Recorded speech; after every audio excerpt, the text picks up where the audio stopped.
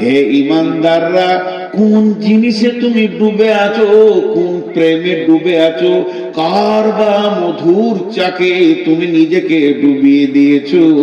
মা গর্রাকা বিরব্বিকাল কারীম, তুমি তোমার রবকে কি করে ভুলে গেলে? সেই রবের ব্যাপারে তুমি একটু চিন্তা করো। আল্লাযী খলাকাকা ফাসাওয়াকা ফাআদালাক ফি আইয়ি সূরাতিন মা শাআ রাক্কাবাক, যে আল্লাহ তোমাকে বানালো, তোমার সুরাতকে বানালো, তোমাকে সুন্দর করে, নাকটা সুন্দর, চোখটা সুন্দর করে বানালো। এর থেকে তুমি কি করে ভুলে থেকেছো? এত বড় জিন্দেগি, তুমি 10টা সন্তানের মা, 6টা মেয়ে, 4টা ছেলে, 10 বার তুমি প্রসব যন্ত্রণা নিয়ে উঠা বসা করেছো। ওই মেয়েটাকে, ওই ছেলেটাকে, যার 22টা ট্রাক্টর, 18টা ডাম্পার, 25টা বাস, আর পেট্রোল পাম্প, 13খানা বিল্ডিং, ব্যবসা বাণিজ্য যেন চারিদিকে দই থই থই থই করছে, টাকাতে যেন ভেসে উড়ে আনন্দে ঘুরে বেড়াচ্ছে। এই লোকগুলোকে যখন প্রশ্ন করা হবে, পৃথিবী তোমাদের মনে আছে কি? পৃথিবী তোমাদের মনে আছে কি? এই লোকগুলো কি জবাব দিবে শুনলেন? কান্নাহুম ইয়াওমা ইয়ারাউনাহা লাম ইয়ালবাসু ইল্লা শিয়াতান আও দুহাহা।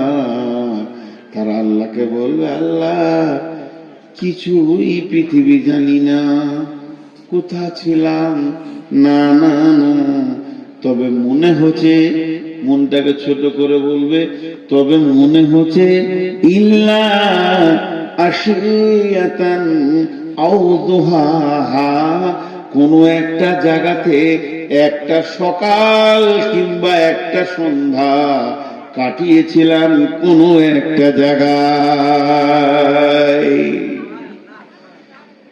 এত বড় জিন্দেগিটাকে বলবে কোন একটা জায়গাতে এক সকাল কিংবা একটা সন্ধ্যা কাটিয়েছি।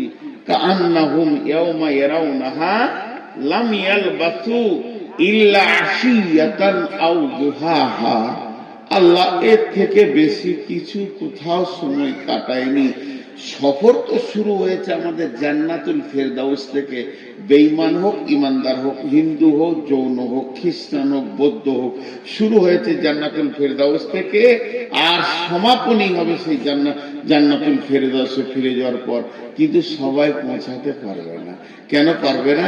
এই সফরে চলতে চলতে এমন খারাপ কাজ করে ফেলেছে, তাকে জেলখানা যেতে হয়ে গেছে, জাহান্নাম চলে গেছে। তিরমিজি শরীফের একটা হাদিস এরকম আছে, এগুলো সই জয়ীফের ব্যাপার আছে, বড় আলেমরা বলে দিতে পারবে। আমরা ছোটখাটো মানুষ খালি শুনিয়ে দিচ্ছি যে জান্নাতে আপনি মারা গেছেন 2 বছর আগে, কোথা আছেন, কি আছেন, জান্নাতে যাওয়ার পর আপনার সঙ্গে আমার দেখা হবে। ভাই ভালো আছেন? জঙ্গিপুর বাড়ি। হ্যাঁ, আমিও তো গেছিলাম জালসায়। আল্লাহ আমাদের সকলকে জান্নাত নসিব করুন, আল্লাহ আমিন। এইভাবে যখন আলাপ করব, তখন আমাকে জিজ্ঞেস করবে বা আমি আপনাকে জিজ্ঞেস করব, আচ্ছা সেই আপনার সঙ্গে ছিল সেই ভাই কো, তাকে দেখি না কেন জান্নাতে? তখন দুজনে আফসোস করে বলবে, হায় আফসোস, মনে হয় সে জাহান্নামে চলে গেছে। আসার কথা ছিল এখানে, আসার কথা ছিল এখানে, কিন্তু তার কর্ম তাকে জাহান্নামে পৌঁছিয়ে দিয়েছে। আল্লাহ, এই কথাগুলো ভাবার জিনিস। জাহান্নাম কি জিনিস? সব জিনিসের শুরু আছে, শেষ আছে। জান্নাতের শুরু আছে, শেষ নাই। জান্নাতের শুরু আছে, শেষ নাই। মানুষ একবার জান্নাতে ঢুকে গেলে আর দ্বিতীয়বার তাকে পৃথিবীতে আসতে হবে না, কোথাও যেতে হবে না, দুনিয়া থাকবে না, জান্নাতি চিরদিন থেকে যাবে। আল্লাহ জান্নাতের কথা যত জায়গায় বলেছেন এই কথাই বলেছেন, খালিদিনা ফিহা আবাদা। আবাদা আবাদা মানে হচ্ছে আবাদান আবাদা, চিরদিন জান্নাতকে ভোগ করবে। জাহান্নামে মানুষ সাময়িক থেকে বের হয়ে আসবে। মা বেডি, জাহান্নাম কাকে বলে? ওয়ান আবি হুরায়রা রাদিয়াল্লাহু তাআলা আনহু قال قال رسول الله صلى الله عليه وسلم أوقد على النار 1000 سنة وهي أبيضات ثم وهي أحمرات ثم أوقد عليها 1000 سنة وهي أسودات أبيضات ثم أوقد عليها 1000 سنة وهي أسودات। আল্লাহ তাবারাক ওয়া তাআলার নবী বলছেন, আল্লাহ সমস্ত ফেরেশতাদেরকে ডেকে বললেন, ও জাহান্নামের ফেরেশতারা, শোনো, তোমরা জাহান্নাম বলে একটা জায়গাকে তৈরি করো, আগুনকে ওখানে জ্বালাও। আগুনকে জ্বালানো হলো, জ্বালানোর পর ওই আগুনের উপরে তুমি মেহনত চালাও। মেহনত চালাতে চালাতে চালাতে চালাতে যখন 1000 বছর হয়ে গেল, আগুনের রংটা হয়ে গেল রক্তের মতো লাল টকটকে। আল্লাহকে গিয়ে বললেন, রব্বুল আলামিন আহকামুল হাকিমিন, জাহান্নামটা কি জ্বলেছে আপনি দেখেন, আপনার মন মতো হয়েছে কি? আল্লাহ বললেন, না রে গোলাম, আবার তোমরা জ্বালাও। আবার 1000 বছর জাহান্নামের পেছনে মেহনত করলেন, জাহান্নামের আগুনের রং হয়ে গেল একদম সাদা, দুধের মতো সাদা।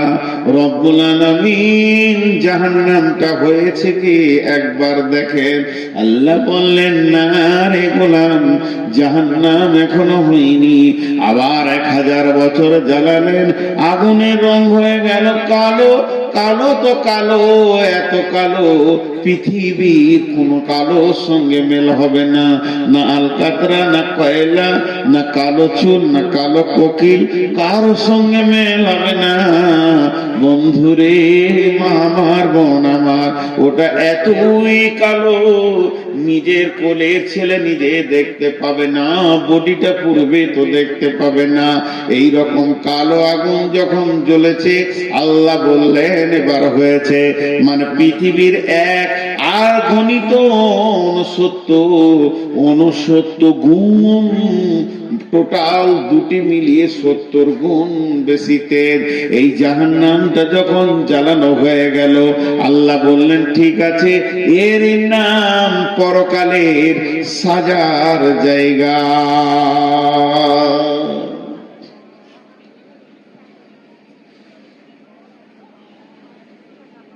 বিশ্বনবী মেরাজে যাচ্ছেন, শবে বারাত কবে গো? মঙ্গলবার। শবে বারাত বলে কিছু আছে, কিন্তু ফার্সি ভাষা। সাব মানে রাত, বারাত মানে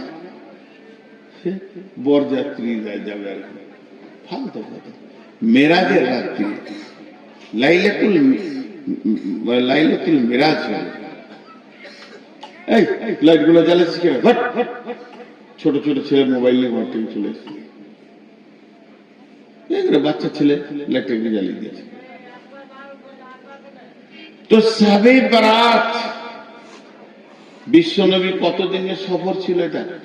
এই বাইনটা 3 মিনিট স্টপেজ, 3 মিনিট, বেশি কোন বলবো না শবে বারাতের ব্যাপারে। বিশ্বনবী শুয়েছিলেন কার কাছে? কোন বিবির কাছে?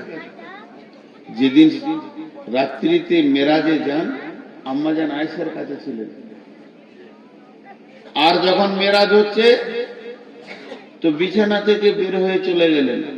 জিবরাইল বললেন, ইয়া রাসূলুল্লাহ, উযু করেন। আল্লাহ রাসূল উযু করলেন, তো উযুর পানি করছে। আমাজান আয়েশার পাশে শুয়েছিলেন, বিছানাটা গরম আছে। আর বেরিয়ে যখন গেলেন তো ঘরের দরজার কড়াটা লড়ছে, তোটা লড়ছে। আবার আল্লাহর কাছ থেকে যখন ঘুরে চলে এলেন, সাতবক আসমান ভেদ করে সিদরাতুল মুনতাহা, জান্নাত, জাহান্নাম, হাজে কাউসার, বিরাট বর্ণনা দিয়েছেন আল্লাহ রাসূল। এগুলো দেখে যখন ফিরে এলেন তখনও উজুর পানি গড়ছে, বিছানা গরম হয়ে আছে, আর শিকলির কড়া লড়ছে। আমাজান আয়েশাকে বললেন, রাসূলুল্লাহ সাল্লাল্লাহু আলাইহি ওয়াসাল্লাম, আমার আজকে মেরাজ হলো, আমি ঘুরে এলাম, আল্লাহর সঙ্গে কথা বললাম। তাহলে আমাজান আয়েশা চালাক মেয়ে তো, চট করে বিছানায় হাত দিয়ে বলছি, গরম যে, বলছি আমি যা বলছি শোনো, আল্লাহর সঙ্গে কথা বলে এলাম। আমাজান আয়েশা একটা প্রশ্ন করেছিলেন, ইয়া রাসূলুল্লাহ, আপনি আল্লাহকে দেখলেন? বলেন, আমি দেখিনি, আল্লাহর হাঁটু আমার হাঁটু পাশাপাশি, কথা বলেছি, দেখিনি। তবে আমি একটা নূরের তাজাল্লি দেখেছি, নূরের আলোর ছটা দেখেছি, কিন্তু আল্লাহকে দেখিনি। তো এইটা কত বছর ছিল? কেউ বলে 14 বছরের সফর ছিল, আর কেউ বলে 28 বছর। তো 14 বছরই যদি হয়, তখনও পানি গড়াচ্ছে, তখন শিকল লড়ছে। অনেক ঘটনা আছে এর ভিতরে, অনেক অনেক ঘটনা আছে, বলতে বলতে শেষ করা যাবে না। একটু অংশ নিচ্ছি সামান্য, আজকে যেটা দরকার। বিশ্বনবী যখন যাচ্ছে, যে আসমানে যারা রয়েছে রাসূলকে দেখে আনন্দিত হচ্ছে সাহাবীরা, আস্তাগফিরুল্লাহ, ফেরেশতারা। যে জমিনে নবীজি পা দিচ্ছেন, প্রথম আসমান, দ্বিতীয় আসমান, তৃতীয় আসমান, ফেরেশতাদের যেন আনন্দে উৎফুল্লে হইচই লেগে যেছে। বিশ্ব নবী যাচ্ছেন, আখেরি পয়গম্বর যাচ্ছেন, নবী মুহাম্মদ সাল্লাল্লাহু আলাইহি ওয়াসাল্লাম যাচ্ছেন, আল্লাহর প্রিয় হাবিব যাচ্ছেন। পৃথিবী থেকে এই প্রথম যাত্রা হলো আরশ পর্যন্ত। একটাই মানুষ, তিনি তার কদমে আরশের মাটিতে পড়ছে। এই যে আনন্দ, তো আনন্দ। বিশ্বনবী গেলেন, বিশ্বনবী এলেন, যেতে আসতে একটা দৃশ্য নবীজি খেয়াল করেছেন। একজন ফেরেশতা একটা লাঠি ধরে দাঁড়িয়ে আছে। সবাই হাসলো, সবাই আনন্দ করলো, কিন্তু ওই ফেরেশতাটা করলো না। কি যেতে কি আসতে? নবীজি বললেন, জিবরাইল, এই ফেরেশতাটাকে যাওয়ার কালে ওর ভিতরে আনন্দ দেখতে পেলাম না, আসার কালেও ওর ভিতরে আনন্দ দেখতে পেলাম না। তখন বিশ্ব নবীকে জিবরাইল বলছেন, ইয়া রাসূলুল্লাহ, ওই ফেরেশতাটার নাম হচ্ছে মালিক, ওই ফেরেশতাটার নাম হচ্ছে মালিক, ওই ফেরেশতাটার নাম হচ্ছে মালিক। ওর ভিতরে হাসি নামে যে পার্টসটা, যে সফটওয়্যারটা থাকলে মানুষ হাসে, ওই সফটওয়্যারটাই নাই। আল্লাহ ওই বস্তুটা ওর ভিতরে হারিয়ে গেছে। কেন হারিয়েছে শুনলেন? যেদিন আল্লাহ মালিককে ডেকে বলল, মালিক রে, এই নাও তুমি চাবি নাও, তোমাকে আমি দারোয়ান বানালাম, গেটম্যান বানালাম, জাহান্নামের গেটম্যান বানালাম। সেই দিন থেকে হাসি জিনিসটা ভুলে গেছে। ভরবে। قالوا بلى قد جاءنا نذير فكذبنا وقلنا ما نزل الله من شيء إن أنتم إلا في ضلال كبير। সেই কিয়ামতের দিনে, সেই কঠিন দিনে, যেদিন মানুষ ত্রাহি ত্রাহি করবে, যেদিন মানুষ নাফসি নাফসি করবে, قالوا لو كنا نسمع أو نعقل ما كنا في أصحاب السعير فاعترفوا بذنبهم فسوقا لأصحاب السعير إن الذين يخشون ربهم بالغيب لهم مغفرة وأجر كبير। এখানে জিজ্ঞাসা করছে, জাহান্নামের দারোয়ান জিজ্ঞেস করবে, মা বেটি, কিয়ামতের মাঠে মানুষ নাফসি নাফসি করবে, মানুষ নাফসি নাফসি করবে। সেই দিন মানুষ আদম আলাইহিস সালামের কাছে ছুটে যাবে, নূহ আলাইহিস সালামের কাছে ছুটে যাবে, সব নবীর কাছে যাবে, মুসা নবীর কাছে যাবে, ঈসা নবীর কাছে যাবে। শেষকালে ঈসা নবী বলবে, আজকের দিনে কারো কিছু খাটবে না। কোন নবীর ক্ষমতা নাই যে কাউকে জান্নাতে দিয়ে দিই। একটা নবীর কথা বলছি, নবীটার নাম হযরতে ইব্রাহিম। হযরতে ইব্রাহিম নবী, যাকে আল্লাহ 113 বার পরীক্ষা করেছিলেন, ইব্রাহিম খলিল নাম দিয়েছিলেন, বন্ধু বলেছিলেন। যে নবীটা এত দামি নবী, কাবা ঘরের পাশে ওর জায়গা আছে, মাকাম ইব্রাহিম। ওই নবীটার আল্লাহর কত প্রিয় ছিল যে ওকে আল্লাহ কাবার চত্বরে নিজের জায়গাতে জায়গা দিয়েছেন।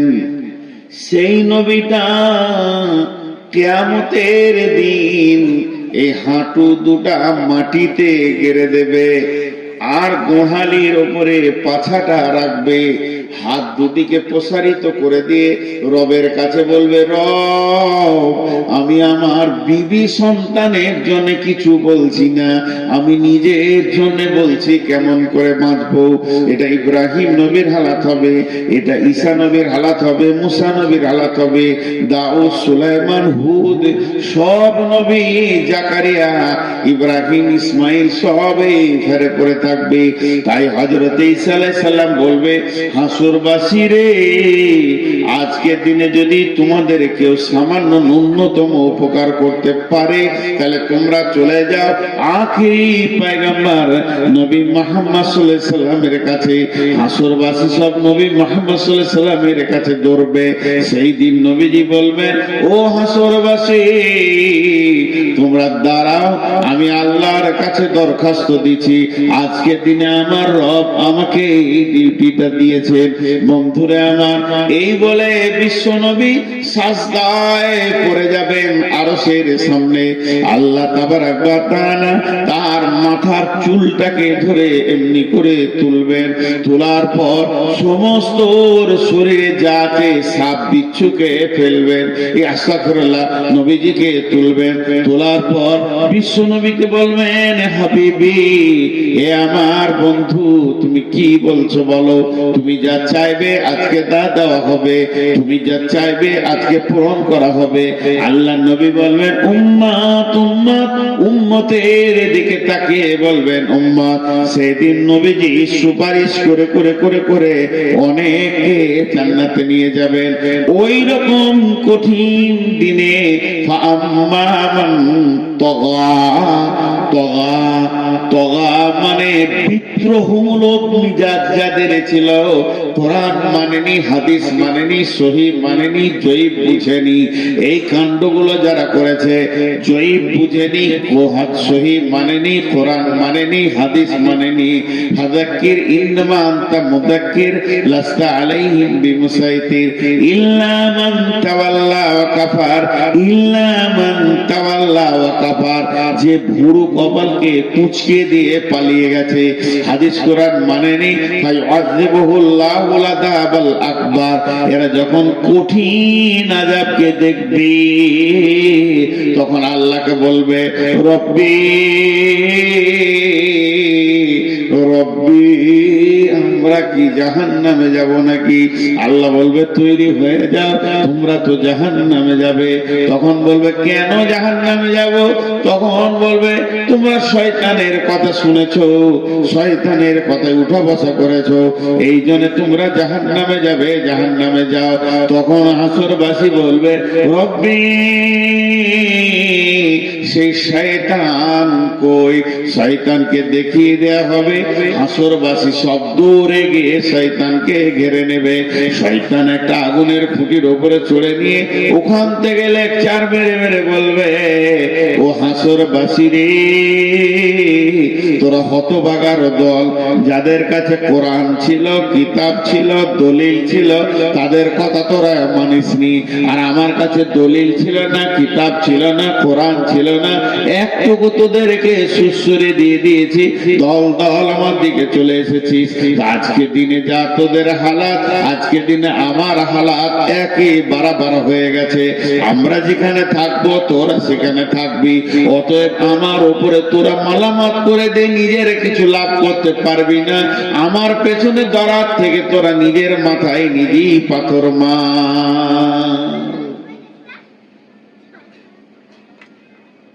আমার পেছনে দৌড়ে কি করবি?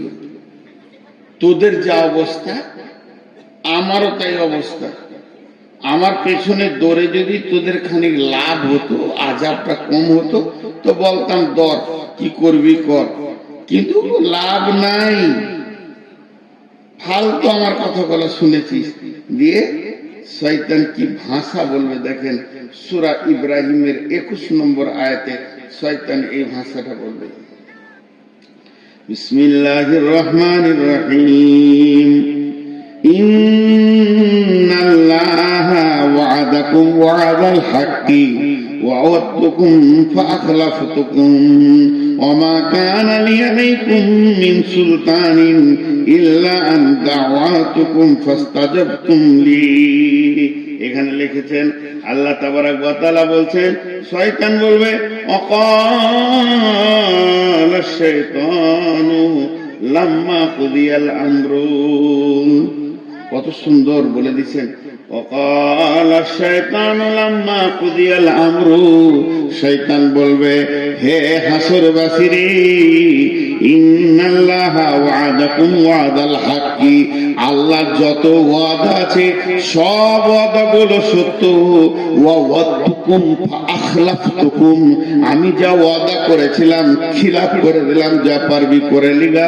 আজকে দিনে তোরাও জ্বলবি, আমরাও জ্বলবো। এবার দল বেঁধে নিয়ে যাবে মারতে মারতে। চ এদিকে শয়তানের সঙ্গে ওদের যখন তর্ক বিতর্ক খুব জমে যাবে, আল্লাহ ইশারা করে দিবে ফেরেশতাকে, পিটা ওয়াসিকাল্লাযিনা কাফারু ইলা জাহান্নামে জুমারা। পেছনে গিয়ে ফেরেশতাতে মারবে, এরকম চাবুক,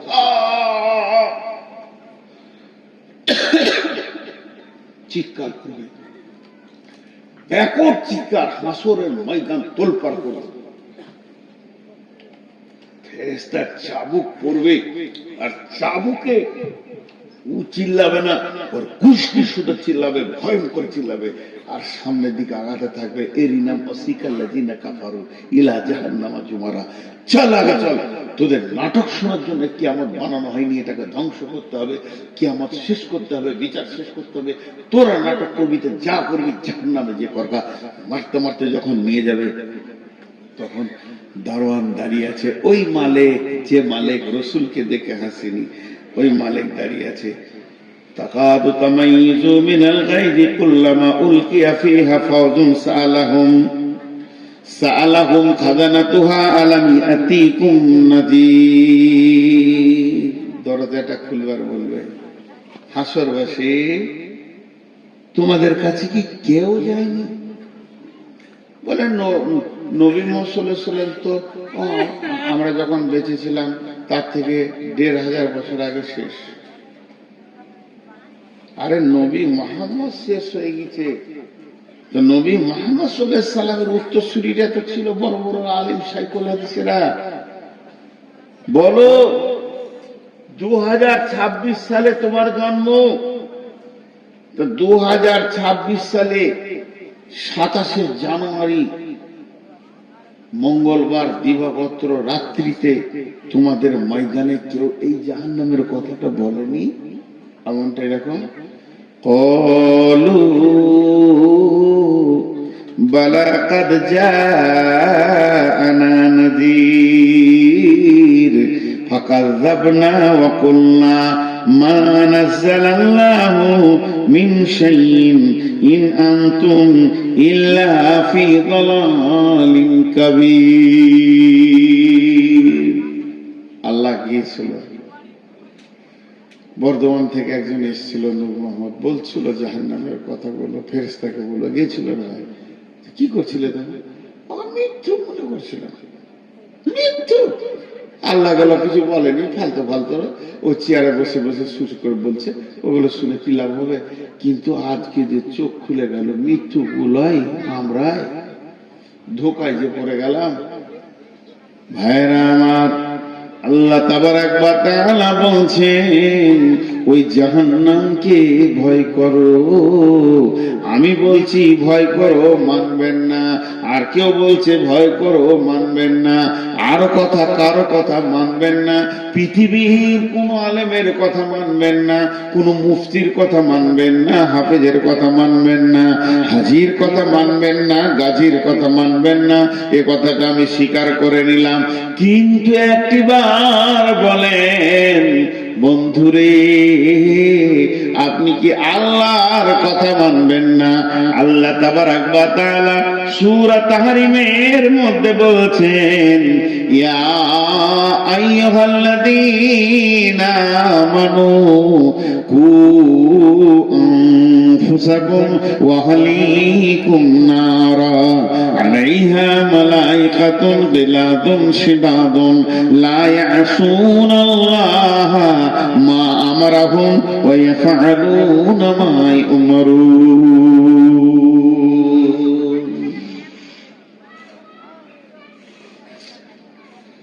কি ভাষা দিয়ে এটা বুঝাবো? আল্লাহ বলছেন, ইয়া আইয়ুহাল্লাযীনা আমানু, হে মুমিন মুমিনা, কু আনফুসাকুম ওয়া আহলিকুম নারা, তুমি নিজে বাঁচো, তোমার আহলকে বাঁচাও।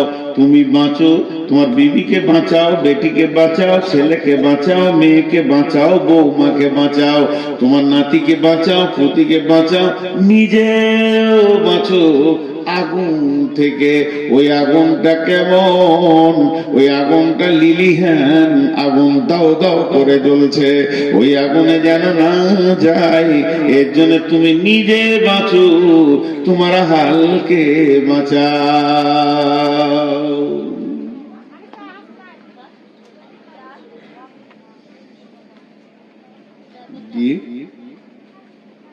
চলেছে নাকি? ঠান্ডা লেগেছে আপনাদের? খুব ঠান্ডা লেগে গেছে। তুমি নিজে বাঁচো, তোমার আহালকে বাঁচাও। এই বাঁচো তো আল্লাহ বলছে, কতটা গুরুত্ব দেবেন আপনি ভাবেন। এই বাঁচো শব্দটা আমি বলিনি, আপনাদের গায়ে কোনো হাজি বলেনি, মসজিদের ইমাম বলেনি, ঈদগাহের ইমাম বলেনি। স্বয়ং আল্লাহ বলছে বাঁচো। আমি একটা কথার উপরে টেস্ট দিচ্ছি, কারো বাড়ি যাওয়ার প্রয়োজন হলে মুখ বন্ধ করে চলে যান। তুমি বাঁচো, তুমি বাঁচো, আহালকে বাঁচো। কঠিন মুশকিল। নারা, জাহান্নাম থেকে বিশ্ব নবী বসে আছেন। বিশ্ব নবী রাহমাতুল লিল আলামিন বসে আছেন, আর একটা জানাজার লাশ পার হয়ে চলে গেল। চোখের সামনে দিয়ে জানাজা চলে গেল, লাশ চলে গেল। বিশ্ব নবী চোখ দিয়ে পশটস করে পানি পড়তে লাগলো।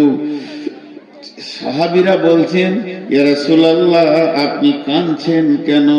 যে লোকটা মারা গেছে যে লোকটা মাইয়াত হয়ে গেছে, প্রথম নম্বরে লোকটা মুসলমান নয়, ইহুদি। দ্বিতীয় নম্বরে আমাদের প্রতিবেশীও নয়, তৃতীয় নম্বরে আত্মীয়ও নয়। আত্মীয় নয়, প্রতিবেশী নয়, আবার মুসলমান নয়। আপনি দয়ার নবী কেন কাঁদছেন? নবীজি বললেন, চোখের পানি মুছতে মুছতে নবীজি বলছেন, আহ, লোকটা আগুনে চলে গেল, যদি কালেমা পড়ে নিত রে, আজ আগুন থেকে বেঁচে যেত। তাহলে আগুনটা রসুলের কাছে কত গুরুত্ব ছিল, আমাদের কাছে গুরুত্ব নাই। আমি ফজরে আজান হয়ে গেছে, আমি উঠলাম, মুরব্বী মানুষ, সারা রাত ঘুম হয়নি, শরীরে ভিটামিন নাই, এনার্জি নাই, রোগী হয়ে গেছি, ঘুম হচ্ছে না, আমি জেগে আছি, আজান শুনলাম, উঠলাম, উঠে উঁচুটা কষ্ট করে করলাম, উঁচু করে মসজিদে গিয়ে 2 রাকাত ফরজ পড়ে বাড়িতে এলাম। আমার বৌমা শুয়ে আছে, আমার বেটা শুয়ে আছে, আমার বেটি শুয়ে আছে, জামাই শুয়ে আছে, পোতা নাতি, ইয়ং ব্যাচ আমার ঘরে 20-25 জন লম্বা হয়ে পড়ে আছে। নাক ডাকিয়ে সকাল করে দিল, নামাজ আর আজানের ভুরুক্ষেপ দিল না। আল্লাহ বলছে, গোলাম রে, তুই নিজে বাঁচলি, আহালকে বাঁচালি না, এর জন্য তুইও একদিন বাঁচতে পারবি না। তোর দিকে আঙুল তুলে ওই তোর আহাল বলবে, আমাদেরকে কোনদিন বলেনি। এর জন্য নবীজি বলছেন, ও আনফিক আলা আয়ালিকা মিনাত তালিক, যেমন তুমি ইনকাম করবে অমনি স্ত্রী পুত্র অধীনস্থ ছোট ভাই বোনের পেছনে খরচা করো। আর ওরা তারফাআন্না আসাকাল আদাবা, আদব দেওয়ার লাঠিটা, শাসন করার লাঠিটা তুমি হাতছাড়া করে দিও না। যেমন ইনকাম করে আদর করে তাদেরকে পাঁপড়, জিলাপি আর মার ভালো ভালো জিনিস খাওয়াবে, ভালোবাসবে, ওই রকম আঙ্গুর 1 কেজি কিনে 2 কেজি এনে তাদেরকে খাও, তারা তোমার ইনকামে খাবে, আনন্দ পাবে। ওই রকম তারা চলতে চলতে চলার পথে যদি ইসলামের রাস্তার পদস্খলন করে দেয়, লাঠি মেরে ওদেরকে রাস্তায় নিয়ে এসো। তুমি যে প্রেমে ভালোবাসছো আমার ছেলেটা যেন ভালো থাকে, ওই প্রেমটা তুমি আখিরাতে কেন দাও না? যে তোমার ছেলে জাহান্নামের আগুনে দাও দাও করে জ্বলবে, এটা তুমি কেমন করে মেনে নিতে পারছো?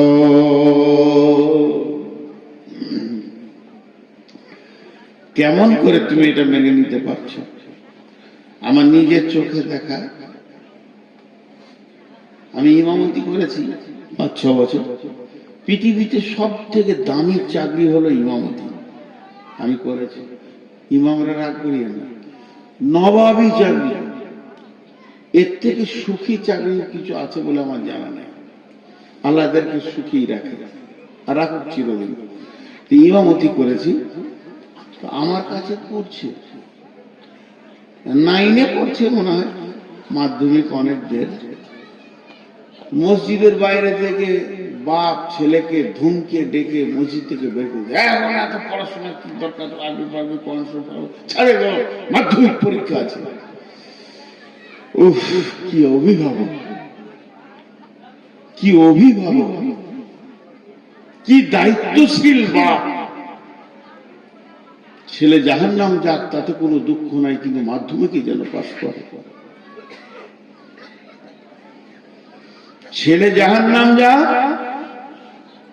দুঃখ নেই। আর আল্লাহ কি কারিশমা, আগে থেকে যে মাথা নামায় তারই মাথায় বাঁশ লাগে।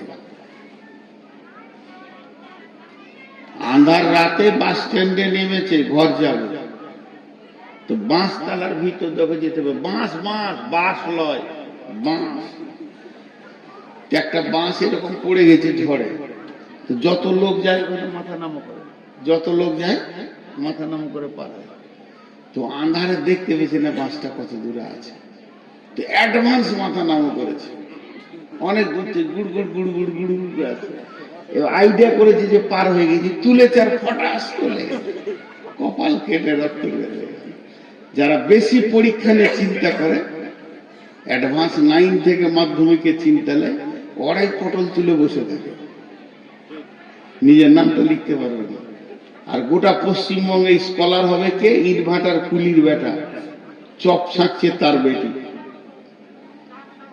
আর যার বেটা মাসে 20,000 30,000 করে দিয়ে মিশনে পচে উল্টো দিকে পা ধুলে ঝুলছে, কিছুই হয়নি।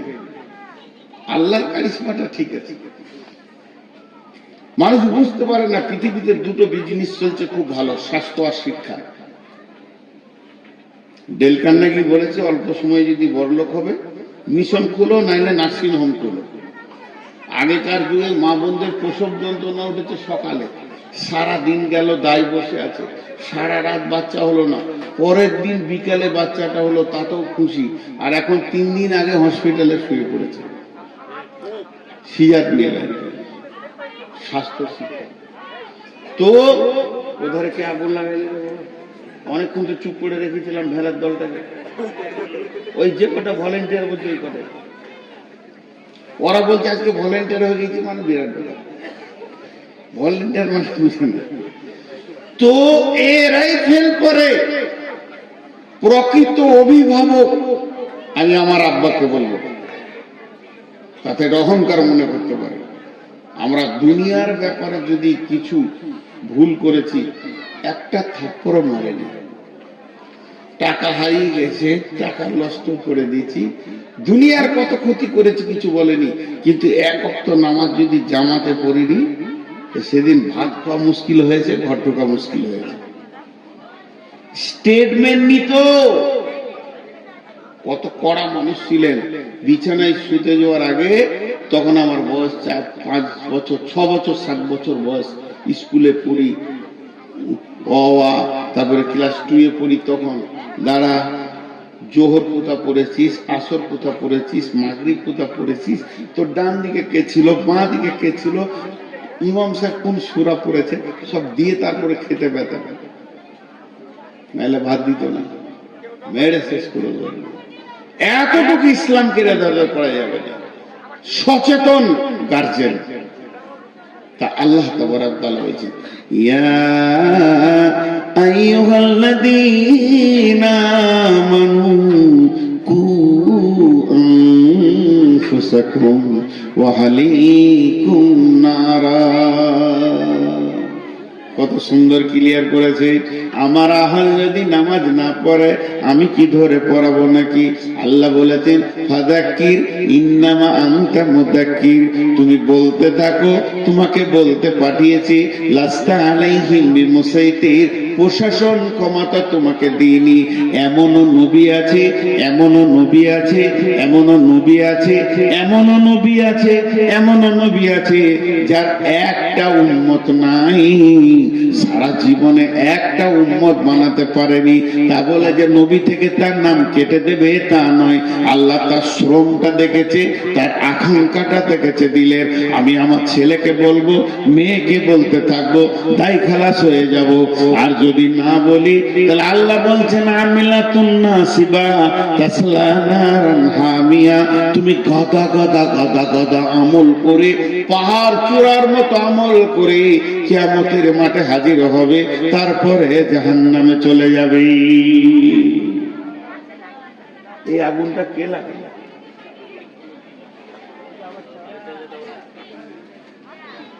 এই আগুনটা কে লাগালো? জাহান্নামের বায়ন হচ্ছে আগুনটা কে লাগালি ভাই? এত সুন্দর শুনছিল,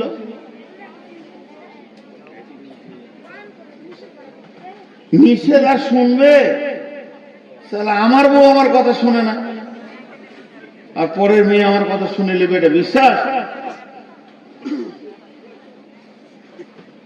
আর এইগুলো মনে হয় ছাত্রী টাত্রী আছে, অল্প বয়সের মেয়ে, তোদের যা চরিত্র যে ঘর যাবি জ্বালিয়ে শেষ করে দিচ্ছে।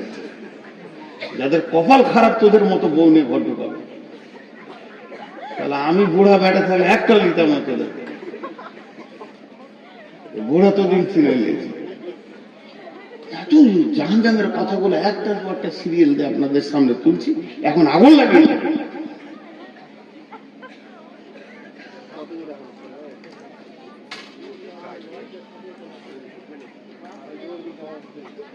আস্তাগফিরুল্লাহ।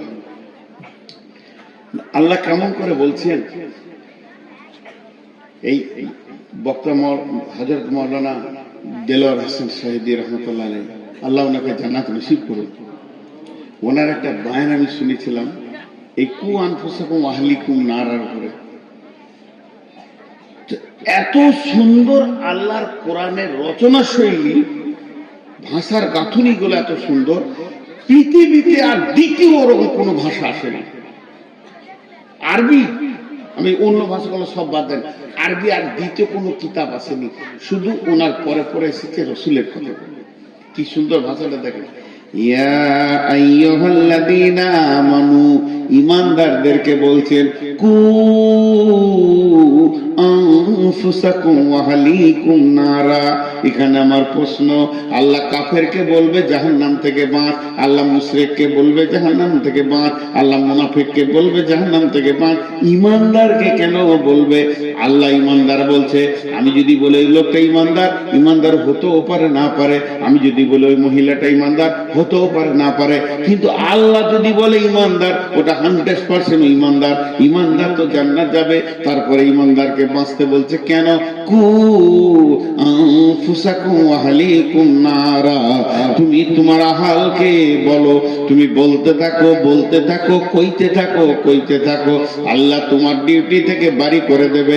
এর জন্য আল্লাহ তাবারাক ওয়া তাআলা বলছেন, আলাইহা মালাইকাতুন গিলা ওয়াকুদুহান নাসুল হিজারা, আলাইহা মালাইকা ওয়াকুদুহান নাসুল হিজারাতু, মানুষ এবং পাথর হবে জাহান্নামের ইন্ধন। আর সেখানে রয়েছে এমন ফেরেশতা যাদের শ্রবণ শক্তি, ধাবন শক্তি বলে কিছু নাই। আলাইহা মালাইকাতুন গিলাদুন শিদাদুন লা ইয়াসুনাল্লাহা মা আমারাহুম ওয়া ইয়াফআলুনা মা ইউমারুন। ওই ফেরেশতাগুলো তৃতীয় কোনো চিন্তা চেতনা নাই, ওরা খালি একটা জিনিস বুঝে, আল্লাহ যা বলবে তাই করতে হবে। কে মরলো, কে ফাটলো, কার গেল, কার থাকলো, এটা দেখার ওদের বিষয় নাই। আল্লাহ বলেছে করতে হবে, চালিয়ে যাবে। এবার মুফাসসিরিনরা এই আয়াতটাকে ব্যাখ্যা করেছেন। ইমাম কাদের জিলানী আলাইহি রাহমা বুনিয়াতুত তালিবিনে বলছেন, জাহান্নামের 7টা মুখ আছে, এক একটা মুখে 70টা করে সুলুঙ্গ আছে, আর এক একটা সুলুঙ্গে 70টা করে ভাগ আছে। এই বিভাজন হয়ে হয়ে জাহান্নামটা হয়েছে। তার মানে আমাদেরকে এখানে যতগুলো 500, 700, 1000 লোক আছি, একটা হল ঘরে ভরে দেন, নিয়ে গিয়ে ঠেলে ভরে দিয়ে দরজাটা লাগিয়ে দিয়ে সেখানে কেরোসিন কিংবা পেট্রোলের স্প্রে করে দেয়, আগুন লাগিয়ে দেন। আমরা 3জন আলেম ওলামাদের দাওয়াত দিয়েছে। এবার 8টা থেকে শুরু করে যদি 2 ঘন্টা করে একটা আলেমকে আপনারা টাইম দেন, তাহলে হিসাব মিলান কত দূর টাইমটা যায়। তা তো টাইম আপনারা দেন না, 1 থেকে 1.5 ঘন্টা টাইম, খুব বেশি যদি হয়। তারপরেও জালসা শুরু হচ্ছে রাত 8টার পরে। সত্যি আফসোস লাগে। অথচ গ্রামের মানুষ, বাড়ির মানুষ আমরা ঘুরছি রাস্তায়, এতটুকুন আমাদের বিবেকে বাঁধে না যে আল্লাহ, সারা বছর ঘুরলাম, সারা বছর বাজার করলাম, সারা বছরে চারিদিকে গেলাম, কমপক্ষে আজকের দিনটা শুরু থেকে আলেম ওলামাদের মুখে কিছু কোরআন হাদিসের বয়ান শুনি। এই রকমের যদি একটা ধারণা আমাদের আসতো, তাহলে এই গ্রামের মানুষ আসলে এই চেয়ারগুলো ফাঁকা থাকতো না। তো যারা আপনারা এসেছেন, আমি আপনাদের শ্রদ্ধা জানাই, বড়দের ছোটদের স্নেহ করি। অবশ্যই আমি এই প্রাথমিক অবস্থায় আজকে এই 3 জন বক্তার মধ্যে অনেক দূর থেকে যদি আমি এসেছি, প্রথম আমার আজকে নাম্বার, আমি এই টাইমটাকে আপনাদের চাইবো না যে এতটুকুন টাইম আপনাদের এলোমেলো কথা বলে নষ্ট করি। অথচ আমি এসেই আপনাদের স্টেজে এসেছি, এত দূর রাস্তা সফর করে এসে আমি টাইম নিইনি। আমাকে বললেন আপনি যদি বলেন এখনই টাইম, আমি বললাম তৈরি আছে। যাক আলহামদুলিল্লাহ, এই টাইমটা এমন একটা টাইম যে কোনো আলেম ওলামা যেই কথাটাই বলবেন সেই কথাটাই কিন্তু মানুষের এখন মনে ব্রেনে কেস করবে। গভীর রাত হয়ে গেলে ঘুম আসবে, বাড়ি যাওয়ার চিন্তা হবে। যাক আলহামদুলিল্লাহ, আমি খুব খুশি আপনাদের জন্য কাছে যে এই টাইমটা পাওয়াতে। যারা আপনারা বসে আছেন আপনারা আমার দয়া করে কথাগুলো শুনবেন। আমি এত দূর থেকে এসে আমিও আপনাদের ফাঁকি দিয়ে যাওয়ার চেষ্টা করব না। আর আপনারা এখানে এসেছেন, আপনারাও যেন কিছু নিয়ে যেতে পারেন, আপনাদের মন ভরে সেটাই দেওয়ার চেষ্টা করব ইনশাআল্লাহ। আমি খুব বেশি আয়াত পড়িনি, শুনবেন ভালো করে। আল্লাহর কোরআনের একটি সূরার নাম হলো সূরা আল আ'রাফ। সেই সূরা আল আ'রাফের 33 নম্বর আয়াত আপনাদের সামনে আমি পড়লাম। সহিহ মুসলিম শরীফের একটি হাদিস, হাদিস নাম্বার 35, এক লাইনের ছোট একটা হাদিস আমি আপনাদের সামনে পড়ে রাখলাম। কোরআনের সঙ্গে হাদিসের মুনাসেবাত রেখে, কোরআনের সঙ্গে হাদিসের সম্পর্ক জুড়ে দিয়ে একটা বিষয়, একটা টপিকের উপরে আমি আপনাদের সামনে আলোচনা করব। এবং যতক্ষণ আলোচনা করব ইনশাআল্লাহ, আমার টাইম যতক্ষণ আল্লাহর তরফ থেকে নির্ধারিত হয়েছে ততক্ষণ পর্যন্ত আল্লাহর কোরআন এবং সহিহ সুন্নাহর উপরে দলিল সহকারে, রেফারেন্স সহকারে আপনাদের শোনাবো, চেষ্টা করব ইনশাআল্লাহ। আল্লাহ তুমি আমাকে বলার, শ্রোতাদের শ্রবণের পরে উভয়কে আমল করার তৌফিক দিও। সকলে মিলে একবার পড়ি আল্লাহুম্মা আমিন। আমার দিনী বন্ধু, আমি আপনাদের এই পার্থিব জগৎকে সামনে রেখে, আমাদের এই পরিবেশ, এই পরিজনকে সামনে রেখে, আমাদের এই ডিজিটাল, এই মডার্ন যুগটাকে সামনে রেখে কোরআন এবং সহিহ সুন্নাহর উপরে আমি আপনাদের সামনে কথাগুলো বলবো। আশা করি আপনারা যারা শুনতে এসেছেন আপনারা এখানে এসে লস করবেন না, আপনারা লাভবান হবেন। আসেন, আমি এই কথাগুলো আপনাদের বললাম আমার বক্তব্যের শুরুতে। এবার ছোট করে আপনাদের ছোটা করে আলাদা আলাদা করে 6টা কথা শোনাচ্ছি। সবাই ভালো করে মন দিয়ে শুনুন যারা এসেছে। আজকে আল্লাহ পাক আমাদের একটা দিনের উপরে আমাদের অটল রেখেছে। এবার এই দিন কথাটা যখনই আমরা বলি, আমরা জানি দিন মানে হলো আমাদের ধর্ম, অথচ এই দিন হলো 2 প্রকার। একটু ভালো করে প্রথমে নেবেন, আমি কাটা কথা বলি না। আশা করি আপনারা ঠিক টাইমে ঠিক কথাগুলো পাবেন। তাহলে প্রথমে আগে আমরা জানি দিন হলো 2 প্রকার। লিখতে গিয়েও কিন্তু আলাদা আলাদা লিখতে হয়। উর্দুতে যদি দিন লেখা যায় দাল আর নো দিন, 2টো অক্ষর দিয়ে দিন। এই দিনের অর্থ হলো আমরা এই সকাল থেকে সন্ধ্যা পর্যন্ত যে সময়টা পাই আল্লাহ আমাদের দেন, এই 11-12 ঘন্টার সময়ের একটা দিন।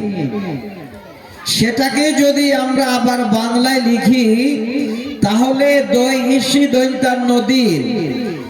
এটারও অর্থ হলো এই 11-12 ঘন্টার সময়। আর একটা দিন আমরা বলি বা লিখি, সেখানে একটা অক্ষর বাড়িয়ে দিতে হয়, দাল ইয়া নুন দিন। এই দিনের অর্থ হলো আমাদের ধর্ম। আর বাংলায় যখন আমরা লিখি দয় বয় যুক্ত দীর্ঘি 53 দিন, এই দিনের মানে হলো আমাদের ধর্ম। তাহলে প্রথমে আমরা একটা কথা শুনলাম, দিন। দিন হলো 2 প্রকার। লিখতে গিয়েই আলাদা হয় এবং আমরা চোখের সামনেও দেখতে পাই আলাদা। একটা দিনের মানে হলো এই 11-12 ঘন্টার সময়ের দিন, আর একটা দিনের অর্থ হলো আমাদের ধর্ম।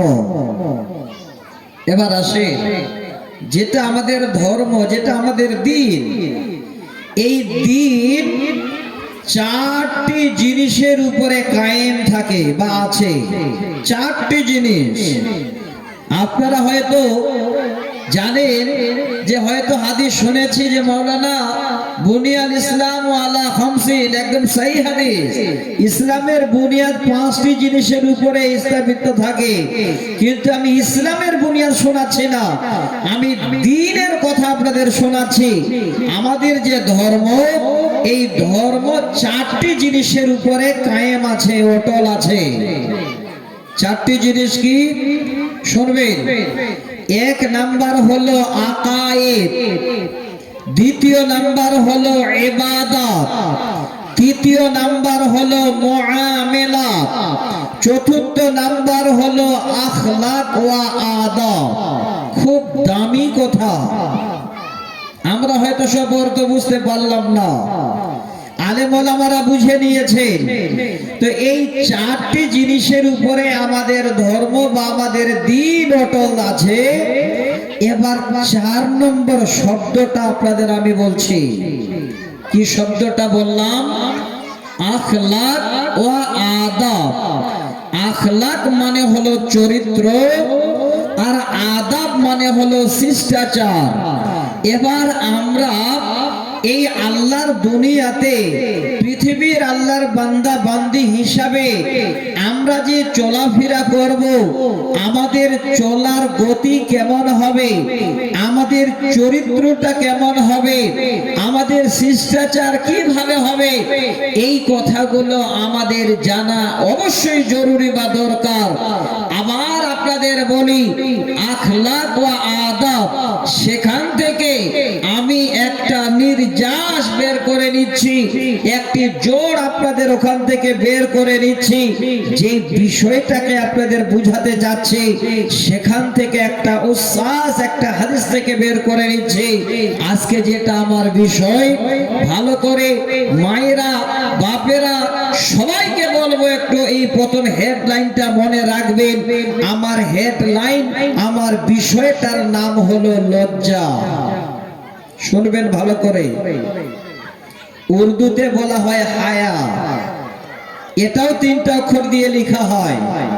আবার লজ্জা যখন বাংলায় লেখি, সেটাও 3টা অক্ষর দিয়ে আমরা লিখি, যদিও একটা অক্ষরের সঙ্গে একটা অক্ষর যুক্ত লাগায়। তাহলে আজকে এতগুলো কথা আমি বলবো, এত বড় আয়োজন আপনাদের, আর আমার বিষয়টা এত ছোট। নাম কি বললাম?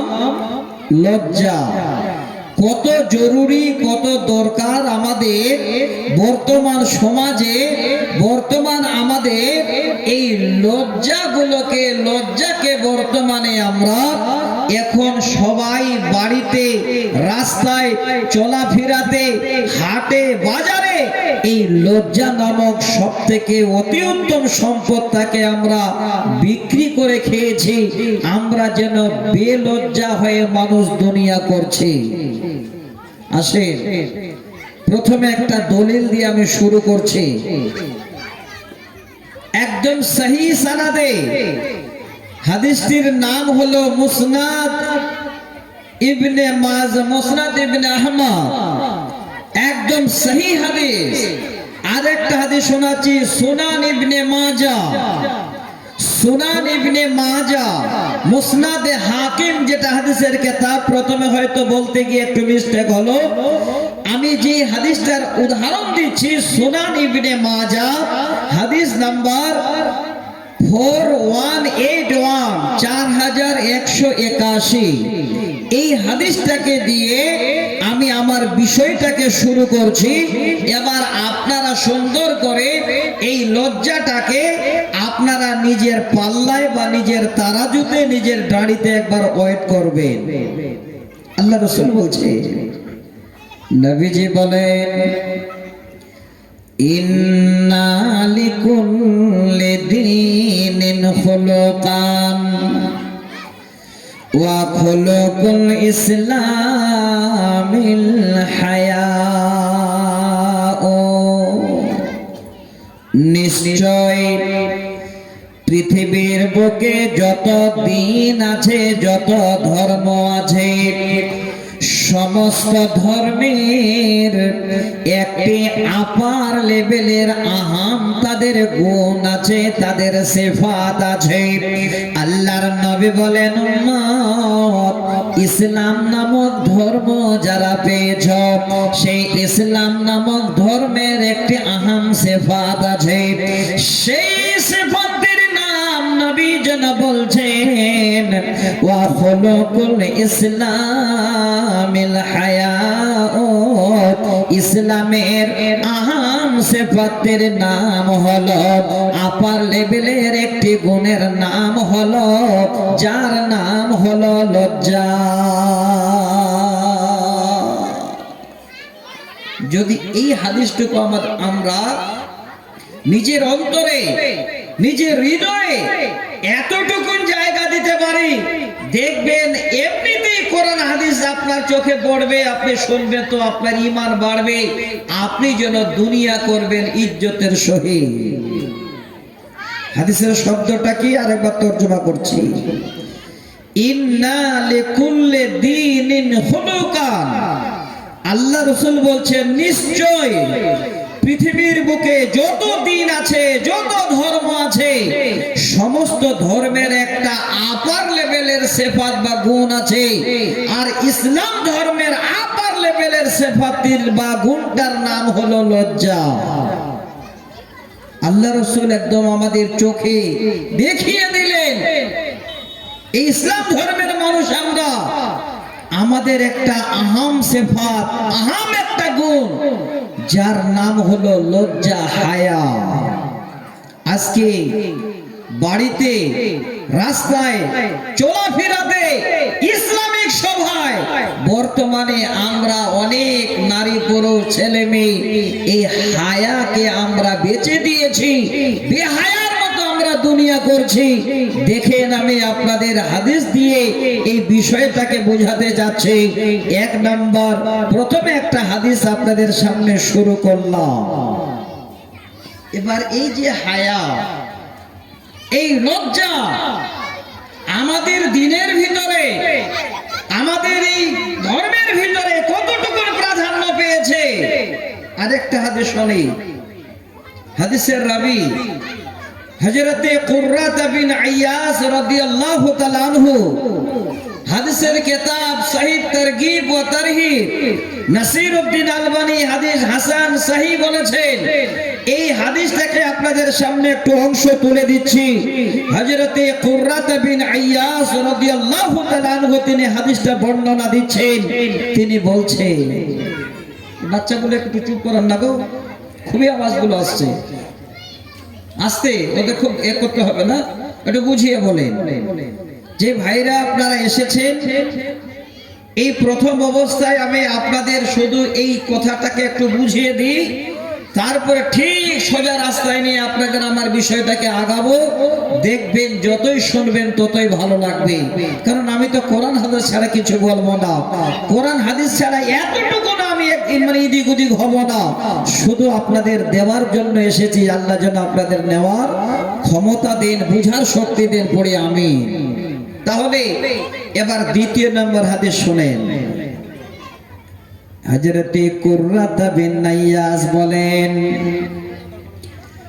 একদিন আমরা আল্লাহর নবীর সামনে বসে আছি, দ্বীনের কথা শোনার জন্য। এমন সময় আল্লাহর নবীর সামনে আমরা সওয়াল করলাম, প্রশ্ন করলাম, নবী গো, আপনার কাছে জানতে চাই, এই যে লজ্জা, এই হায়া আমাদের দিনের ভিতরে, আমাদের ধর্মের উপরে কতটুকু প্রাধান্য পেয়েছে।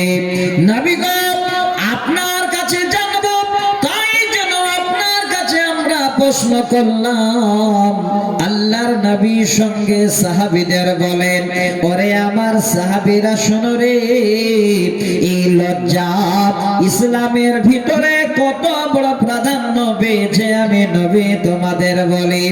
আল্লাহর নবী জবান খুলে যেন হাদিস শুনিয়ে দিলেন, বাল হুয়া দ্বীন কুল্লুহু।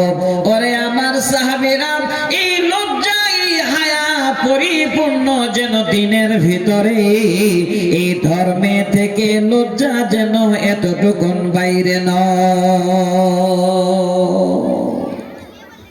আমরা বলি আমরা ইসলাম ধর্মের মানুষ, আপনার লজ্জা নেই কেন? দুনিয়া করছেন তো বেলজ্জা হয় কেন? আমি আপনাদের একটা শব্দকে নিয়ে আলোচনা করছি, কালে শুনবেন। দুটো হাদিস শোনালাম, এবার 3 নম্বর একটা হাদিস শোনাচ্ছি। সহিহ বুখারীর 16 নম্বর হাদিস, হযরত ইবনে ওমর হাদিসের রাবী। এতটুকুন শব্দ শোনাবো যে এই কথাটা শুনে আপনাদের মনের ভিতরে যেন একটা এই রকমের ঈমানি জজবা তৈরি হবে। হযরত ইবনে ওমর বলছে, একদিন আল্লাহ রসুলের সঙ্গে আমরা যাচ্ছি, ভালো করে শুনবেন। যেতে যেতে যেতে যেতে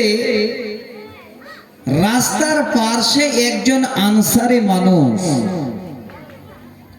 তিনি তিনার এক ভাইকে দাঁড়িয়ে দাঁড়িয়ে এবার এই রকমের করে কথা বলছে। কি বলছেন? ওরে ভাই, তোমার এত লজ্জা, তুমি এত যেন হায়া করো, লজ্জা করো। লজ্জায় মানুষের সামনে দাঁড়াতে পারো না, দুটা কথা বলতে পারো না। আর তোমার এত লজ্জা, তুমি যে মানুষকে দুটো কথা বলবে, এই রকমের জন্য লজ্জায় তুমি কথা বলো না কেন ভাই? এত তুমি লাজুক, এত তোমার লজ্জা? একজন ভাইকে যেন আনসারী বলছেন, আল্লাহর নবী রাস্তায় যেতে যেতে কথাটা যেন শুনতে পেলেন। নবীজি দাঁড়িয়ে গেলেন, এবার আনসারীকে আওয়াজ দিয়ে বলছেন, আনসারী শোনো, দাহু ফাইনাল হায়া মিনাল ঈমান। হে আনসারী, তুমি তোমার ভাইকে ছেড়ে দাও, তাকে আর বেশি কিছু বলতে যেও না। তার হায়া আছে মানে যেন তার ঈমান আছে।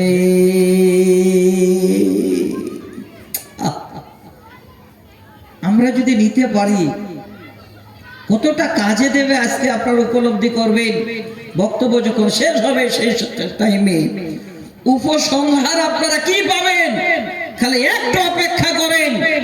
এবার আল্লাহর রাসূল বলছেন, বলো না ভাই, তাকে ছেড়ে দাও, তার লজ্জা আছে, হায়া আছে মানে তার ঈমান আছে।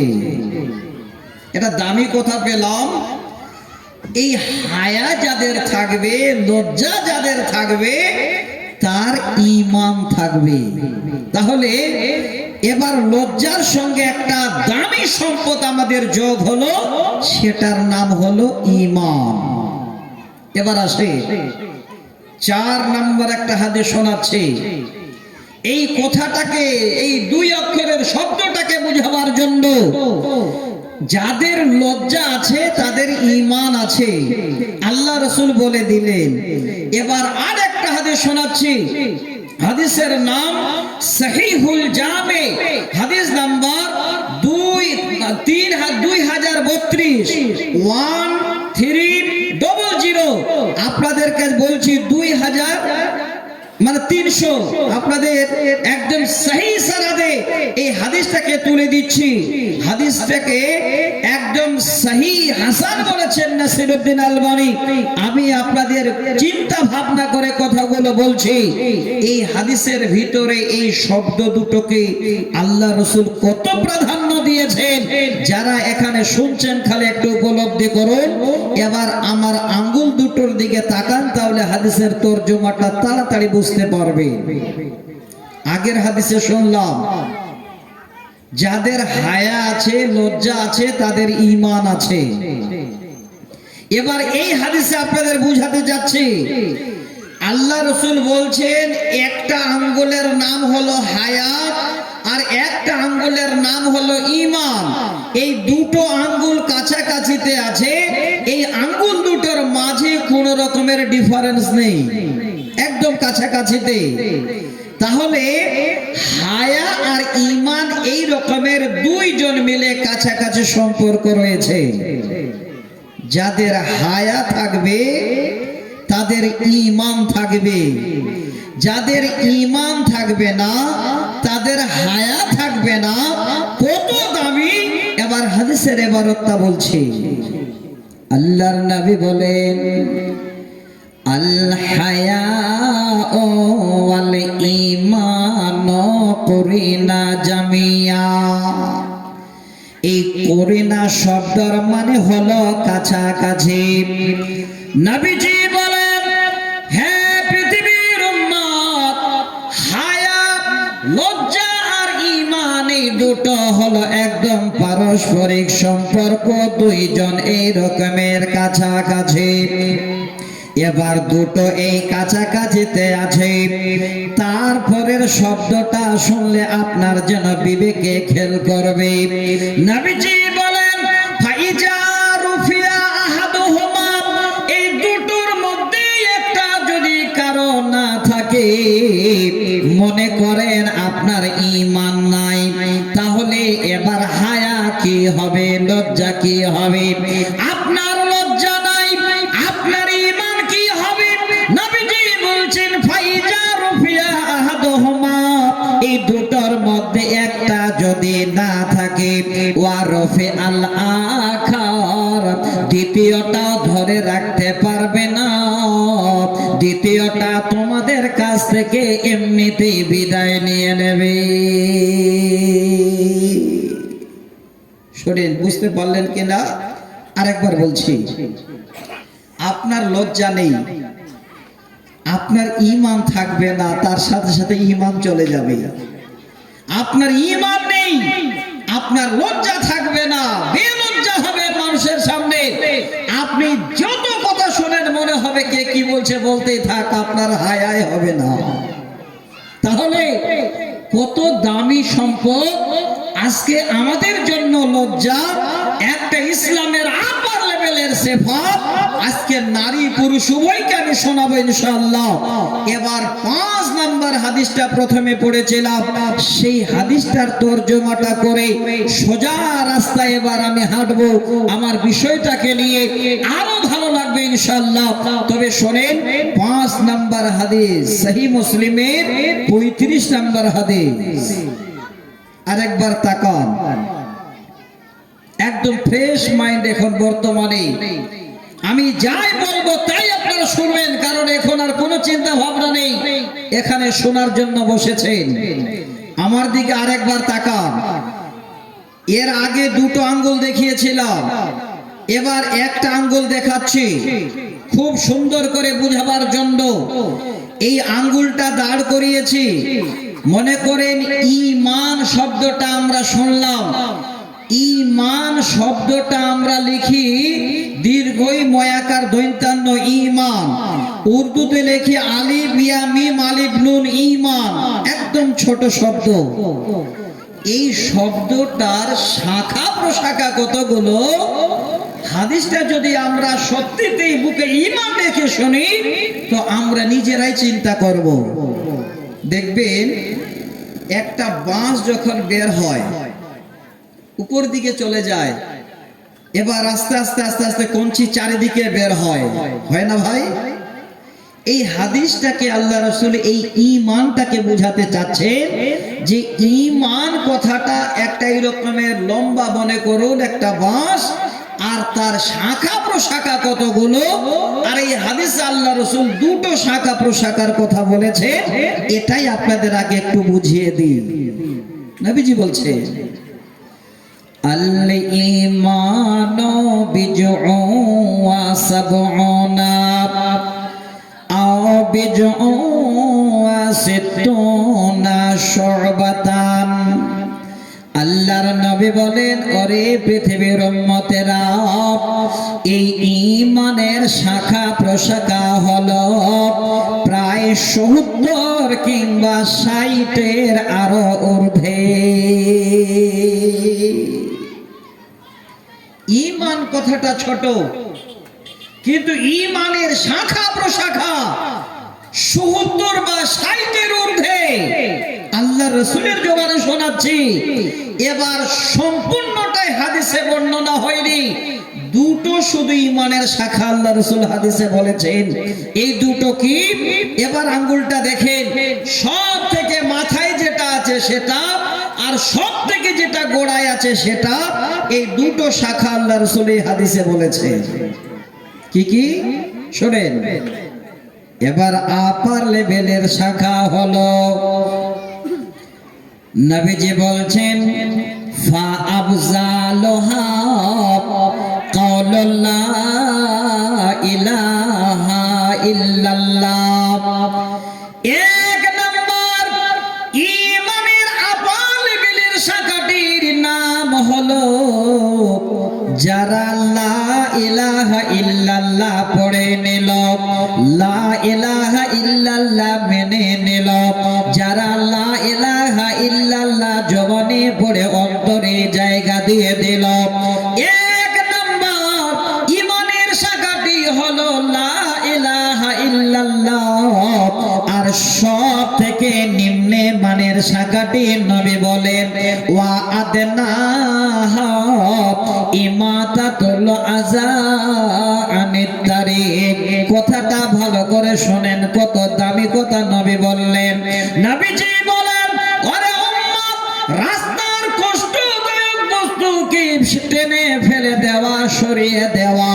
মনে করেন আপনি রাস্তা দিয়ে যাচ্ছেন, একটা কাঁটা পড়ে আছে, যদি সরিয়ে দেন, একটা গিটির টুকরো পড়ে আছে, যদি রাস্তা থেকে সরিয়ে দেন, একটা বস্তু পড়ে আছে, ভাবছেন মানুষের পায়ে লাগলে ক্ষতি হবে, আপনি যদি সব সরিয়ে দেন, সেখান থেকে হটিয়ে দেন। আল্লাহ নবী বলছেন, হে আমার উম্মত, ঈমানের সব থেকে নিম্নে মানের শাখাটির নাম হলো কষ্টদায়ক বস্তুকে রাস্তা থেকে সরিয়ে দেওয়া। কি না শিক্ষা দিয়ে গেলেন আমাদের। এই ঈমান শব্দটাকে বোঝানোর জন্য হাদিসটা বলছি। তাহলে সব থেকে নিম্নে মানের শাখা হলো রাস্তা থেকে কষ্টদায়ক বস্তুকে টেনে ফেলে দেওয়া। এবার শেষের শব্দটা শোনাই। শেষে নবী বলছেন, ওয়াল হায়াউ শুবাতুম মিনাল ঈমান। ওরে পৃথিবীর মানুষ, এই হায়া, এই লজ্জা হলো ঈমানের অঙ্গ। হ্যাঁ দিনী ভাই, যেটা বিষয় আপনাদের আমি আজকে আলোচনা করতে যাই, লজ্জা। নবীজি বলছেন, এই লজ্জা হলো তোমাদের ঈমানের অঙ্গ। এবার ঈমানের অঙ্গ হিসাবে একটা দামি অঙ্গ হলো লজ্জা। কত সম্পর্ক রয়েছে ঈমানের সঙ্গে এই লজ্জার। আজকে আমরা শুনি কিন্তু আমল করি না।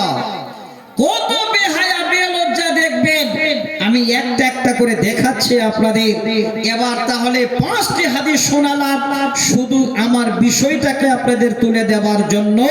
বিষয়টার নাম কি বললাম? হেডলাইন, লজ্জা। এবার আরো শোনেন, কথাটা তো ছোট, 2টা অক্ষর দিয়ে লিখলাম, অথচ একটা অক্ষরের সঙ্গে একটা অক্ষর যুক্ত করে লিখানো আছে লজ্জা। একদম ছোট, কিন্তু এই ছোট অক্ষর, এই লজ্জার আবার 2 কিসিম। লজ্জা হলো 2 প্রকার, আমরা সবাই জানি না। যথেষ্ট মেহনত করে আপনাদের জন্য আমি তৈরি করে কাগজে নোট করেছি যে আজকে এই জায়গাটাতে আমাকে আসতে হবে। আমার ভাইজানদের, দিনী আমার বন্ধুদের আজকে এই রকমের একটা পয়েন্ট নিয়ে কথা বলতে হবে যেন 1-1.5 ঘন্টা ভাইরা শুনে কমপক্ষে নিজের জন্য কিছু তারা নিয়ে যেতে পারেন। তার জন্য মেহনত করেছি বন্ধু, শুনবেন। এবার লজ্জা হলো 2 প্রকার। 2 প্রকার সবাই জানি না, আমি বলে দিচ্ছি। 1 নাম্বার লজ্জা হলো ফিতরি হায়া, যাকে বাংলায় বলা হয় প্রকাশ্য লজ্জা। 2 নম্বর হলো ঈমানি লজ্জা, ঈমানি হায়া। ঈমানি লজ্জা কাকে বলা হয়? আপনার ঈমান আছে, কোন একটা কাজ করতে যাচ্ছেন, কাউকে নয়, যিনি আল্লাহ আপনাকে খাবার দিচ্ছেন, পরার দিচ্ছেন, এত বড় অক্সিজেন দিচ্ছেন, একটা কাজ করতে গিয়ে হঠাৎ করে অন্যায় কাজে হাত দিতে যাচ্ছেন, বাধা প্রাপ্ত হলেন, আল্লাহ কেউ না দেখলো তুমি দেখতে পাচ্ছ, সেখান থেকে বেঁচে যাওয়াটাই হলো ঈমানি লজ্জা। আপনাদের দলিল দেব, আমি কোনো মুখের কথা আগেই বলেছি নয়, কোরআন এখানে আছে, আমি হাদিস আপনাদের সামনে তুলে দেব। এবার বলবেন মাওলানা হাদিস তো আমরা কিছুই বুঝি না, হাদিসের জানি না। এখন হাদিস আপনাকে পড়ার জন্য স্কুলে আর মাদ্রাসায় যেতে হবে না, আপনার পকেটে হাদিসের ভান্ডার ঘুরে নিয়ে বেড়াচ্ছে, কিন্তু আমরা জানি না। তাই আমি বলছি হাদিসের নাম্বার, আমি বলছি হাদিসের ইবারত।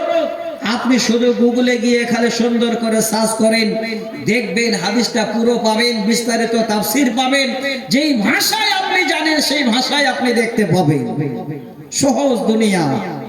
আসে প্রথম যে শাখা মানে প্রকার বললাম, সেটা হলো প্রকাশ্য লজ্জা। প্রকাশ্য লজ্জা কেমন? সতর ছুপানা। ভালো করে শুনে নেবেন, এর বাংলা হলো নিজের ইজ্জতকে ঢাকা। এবার সবাই আমরা ইজ্জত ঢাকিয়ে আছি, আশা করি আলহামদুলিল্লাহ, লজ্জার কোনো ব্যাপার নেই। একটা ছোট করে উদাহরণ নেন, দেখবেন এই মানুষের কেমন লজ্জা আছে দুনিয়াতে। মনে করেন আপনি বড় মানুষ হয়ে গেছেন, জ্ঞানী গুণী হয়ে গেছেন, আপনার লজ্জা না হলে বিক্রি করে দিয়েছেন, কিন্তু একটা ছোট বাচ্চাকে দেখেন তার লজ্জা কত। 1-1.5 বছরের একটা বাচ্চা, আপনি গোসল করবেন, বাচ্চাটাকে আদর করে নিয়ে গেলেন, ভাবছেন যে বাচ্চাটাকে আমার সঙ্গে গা গোসল করিয়ে দেব। ওই মুহূর্তে এবার জামা কাপড় খুললেন, শার্ট খুললেন, গাঞ্জি খুললেন, খুলে এবার ঠিক দুপুর বেলায় রৌদ্র বেরিয়েছে, এই রকমের কোন একটা একডল পানি নিয়ে বা কুয়ায় বা কোন একটা টিউবওয়েলের ধারে বাচ্চাটাকে এবার মাথায় পানি দিয়ে গা গোসল দেবেন। আপনি বাবা ভাবছেন সব জামা কাপড় তো খুলে দিলাম, ছোট বাচ্চা, যদি প্যান্টটা খুলে গা গোসল দিত তাড়াতাড়ি হবে, ঠান্ডা কম লাগবে। আপনি কি করছেন? এবার মাথায় পানি ঢালার আগে ওই বাচ্চাটার প্যান্টটা খুলতে যাচ্ছেন, আর ওই যেখানে গোসল করাচ্ছেন সেখানে গ্রামের 1-2টা বাচ্চা বা কোনো লোক এসে দাঁড়িয়ে আছে। আচ্ছা দেখেন মিলান, ওই ছোট বাচ্চাটা বাবার দিকে দেখবে না, ওই যে লোকগুলো দাঁড়িয়ে আছে তার দিকে দেখছে যে আমার বাবা প্যান্ট খুলছে, যে আমাকে দেখে হাসবে। তখন বাবা নিচে প্যান্ট টানছে আর ছেলেটার ওভার ধরে উপরে টানছে, প্যান্টটা খুলতে দেবে না লজ্জায়। বলুন ঠিক না ভুল বললাম? একটা ছোট বাচ্চা, সেও যেন লজ্জা করছে যে আমাকে দেখবে আর হাসবে, এই জন্য প্যান্টটা টেনে ধরছে, খুলতে দেয় না। আল্লাহু আকবার। ছোট একটা বাচ্চার লজ্জা আছে।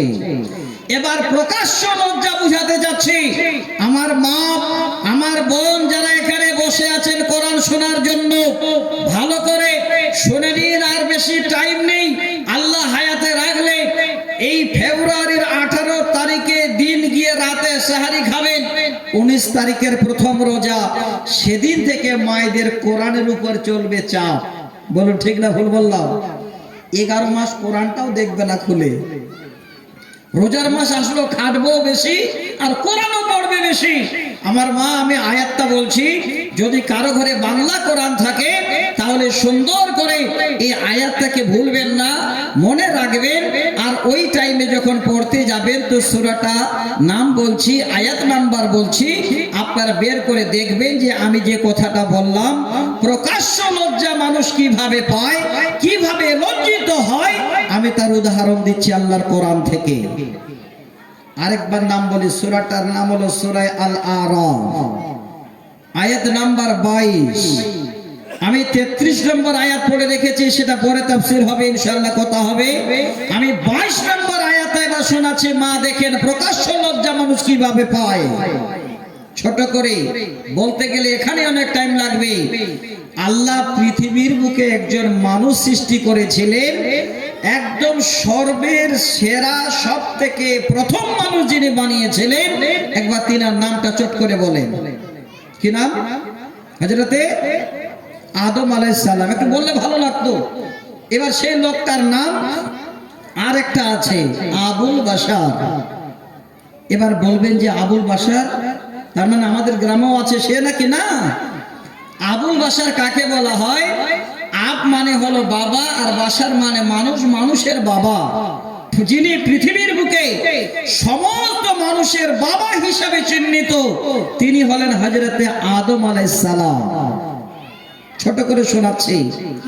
আল্লাহ সুন্দর করে তিনাকে বানালেন, রূহদান করলেন, থাকার জায়গা যেমন তেমন নয়, সরাসরি জান্নাতে আল্লাহ জায়গা দিলেন।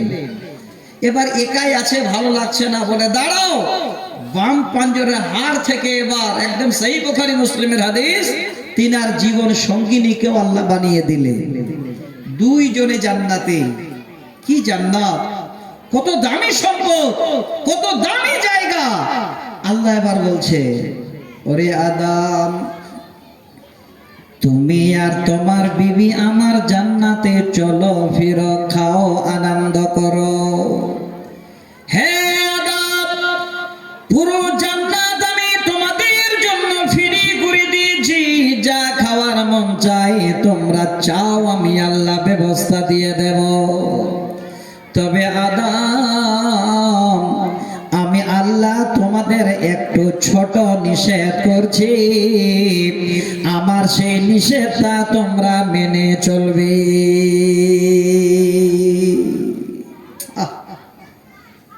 শরীয়ত বর্তমানে, কোরআন হাদিস বর্তমানে যেগুলো নিষেধ করছে, 100-র মধ্যে 95টা লোক সেগুলোই করছে।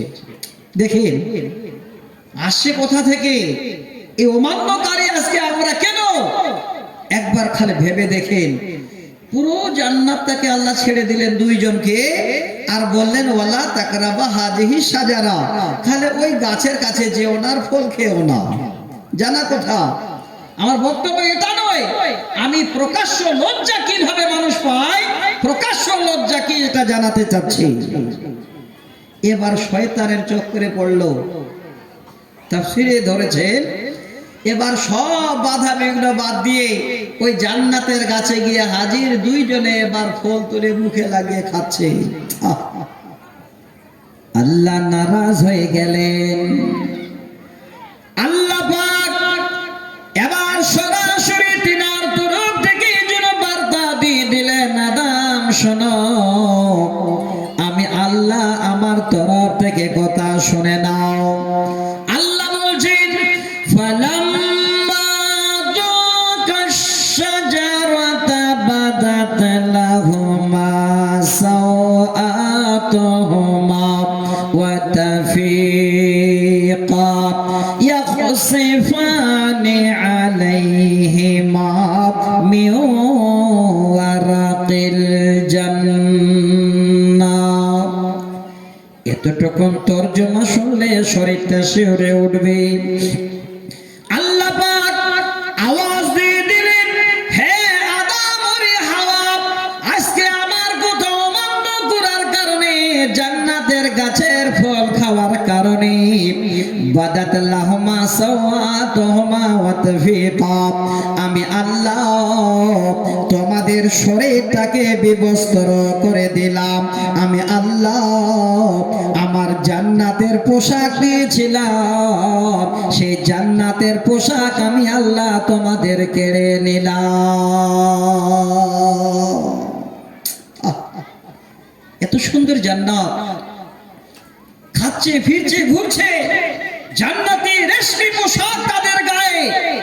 এই কথাটা অমান্য করার কারণে আল্লাহ সর্বপ্রথমে জান্নাত থেকে তাদের ওই জান্নাতি লেবাসগুলোকে খুলে দিলেন। দুইজনে উলঙ্গ। দেখেন তাফসীর, আমি দলিল দিলাম সূরা আল আরাফ 22 নম্বর আয়াত। এক অপরের দিকে তাকাতে পারে না, এত লজ্জা পেয়েছে, কি করবে? আল্লাহ পাক বলেন ইয়াকসিফানি আলাইহিমা মিন ওয়ারাকিল জান্নাত।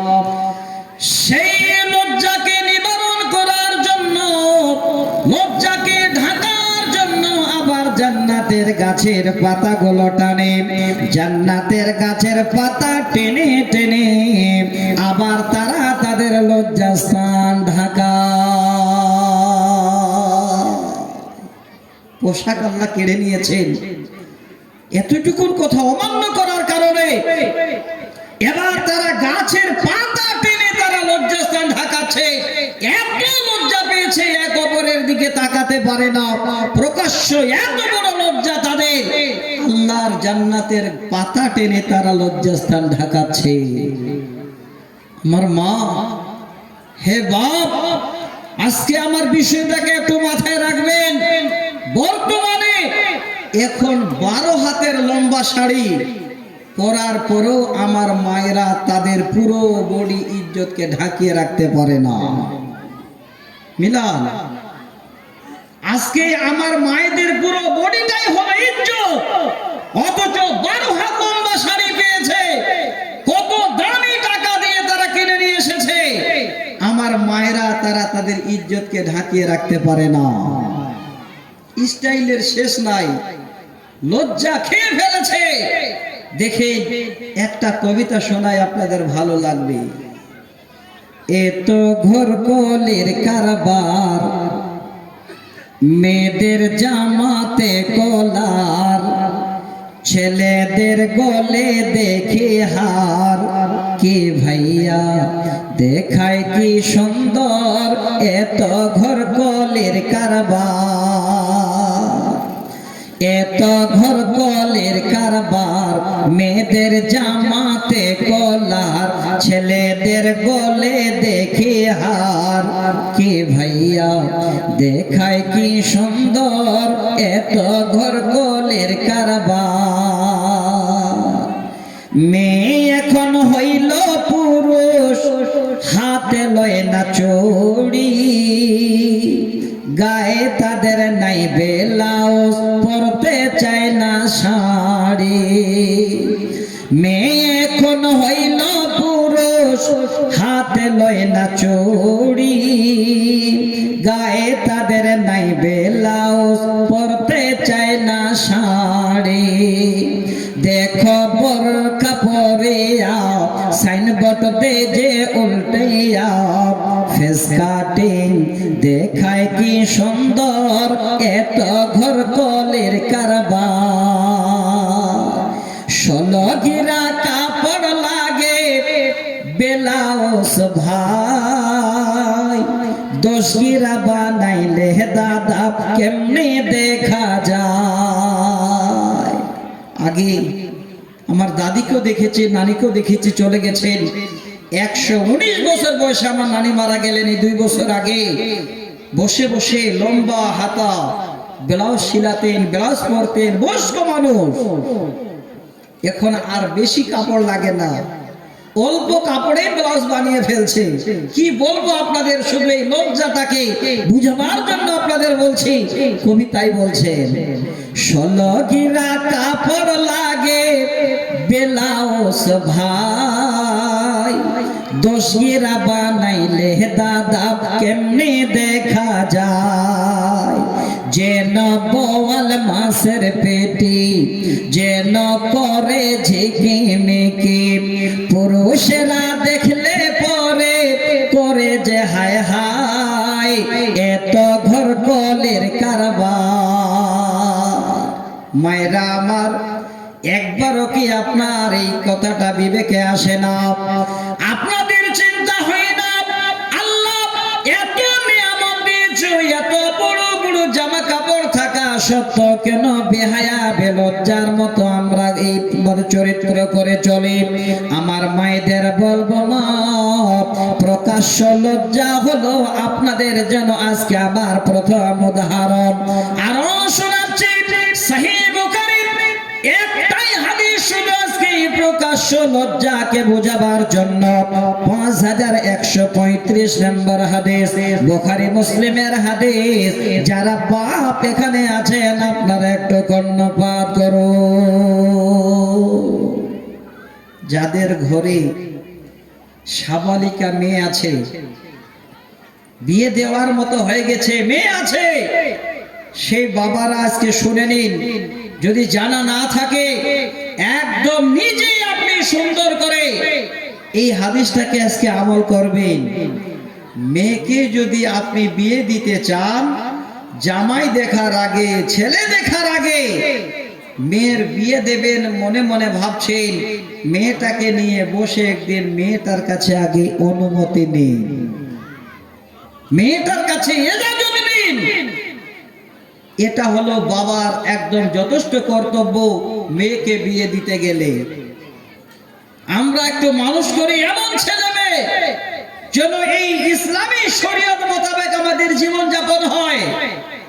আজ থেকে 4 দিন আগে আল্লাহর কসম বলছে, শোনেন, একটা মেয়ের বিয়ে হলো, সেটা আমার বন্ধুর মেয়ে। এবার MBBS করছে, থার্ড ইয়ারে এবার আজকে আবার কলকাতায় যাচ্ছে, সবেমাত্র বিয়ে হলো। ভালো করে শুনবেন, আমি কেন বলছি আপনাদের, আমার মায়েরা শুনেন। মেয়েটা MBBS করছে আপনার ডায়মন্ড হারবার, ওই যে আপনার মেডিকেল কলেজে। কোন ছেলে এখন পর্যন্ত তার পুরো মুখমণ্ডল দেখতে পায়নি। বাবা নিজেই রাখতে যায়, আসার টাইমে আবার বাবাকে যেতে হয় আনার জন্য, কারোর সঙ্গে আসে না। ওই মেয়েটার বিয়ে হলো একটা ছেলের সঙ্গে। তো আমার মেয়ের বাবা বন্ধু বলছে, ভাই ছেলে দেখতে যেতে হবে, ছেলের খোঁজ পেয়েছে একটা। কোথায় বলো? অমুক জায়গায়। যখনই বলেছে আমি বললাম ওইটাও আমার বন্ধুর ছেলে। এত বড় দাড়ি, আলহামদুলিল্লাহ, সুন্নতি দাড়ি। আর সরকারিতে PhD করছে গৌহাটিতে। আজকে দুপুর বেলায় পৌঁছে গেছে ছেলেটা, একদম রানিং বিয়ে, 2-4 দিনের কথা বলছি। এবার ওই ছেলেটার সঙ্গে মেয়েটার বিয়ে হলো। আহ, কি সুন্দর শরীয়তি বিয়ে, এমনিতে কোনো কথাবার্তা নেই। মেয়েটা বাবাকে বাবা বিয়ে দেবে তা তো বাবা বলেছে। এবার মেয়ে বাবাকে পুরো অনুমতি দিয়ে দিল, আর বলল যে এখানে কেউ এসে আমাকে বলবে না যে আমি বিয়েতে রাজি আছি কিনা, আমি পুরো অর্ডার দিলাম বাবা তোমার কাছে। মসজিদে বসে বাবা সুন্দর করে মেয়ের তরফ থেকে অর্ডার নিয়ে নিয়েছেন। এবার ছেলেকে নিজেই যেন শ্বশুর, ছেলের মানে শ্বশুর ইজাব কবুল করালেন, আর ছেলের বাবা নিজেই খুতবা পড়ালেন। দেখেন কত ভাগ্যবান ছেলেটা। বলে দিয়েছিল, বাবা আমার জিন্দগিতে যেখানেই বিয়ে হোক আমার বিয়ের খুতবাটা বাবা তুমি পড়াবে। আমাকে দিচ্ছিল বলে আমার বন্ধু কাছে চাইছিলাম যে আজকে ভাই বন্ধুর কাছে বিয়েটা পড়িয়ে নেব, কিন্তু ছেলেটার আমার আবেদনটা পূরণ করার জন্য আমি পড়াচ্ছি। নিজেই খুতবা পড়লো। এবার শেষ দোয়াটা আমাকে দায়িত্ব দিল, দোয়াটা আবার আমি পড়ালাম। আচ্ছা দেখেন কি শরীয়তে বিয়ে। নগদে 37,000 টাকা ছেলেটা পড়তে পাচ্ছে। বর্তমানে এখন গৌহাটি কলেজ থেকে করছে সে। 37,000 টাকা পুরোটাই 1 মাসের সে টাকা দিয়ে দিল মেয়ের হাতে, নগদ মোহরানা। কি শরীয়তে বিয়ে দেখেন, আল্লাহু আকবার। আমি বলছি বাবা যারা আছেন, আপনার মেয়েকে যদি বিয়ে দেন, ছেলে দেখার আগে, জামাই খোঁজার আগে মেয়েটার কাছে আগে অনুমতি নিন। এবার বলবেন মৌলানা মেয়েটার অনুমতি কেমন? মেয়েটা কি করে অনুমতি দেবে আমাকে? আর বর্তমান তো এরকম নয় যে মা তোমাকে বিয়ে দিতে যাচ্ছে, বলো তুমি রাজি আছো কিনা। আর মেয়ে তো সঙ্গে বলতে পারে না, ছেলে দেখো আমি বিয়ে করার জন্য তৈরি আছি। বলবে? বলবে না।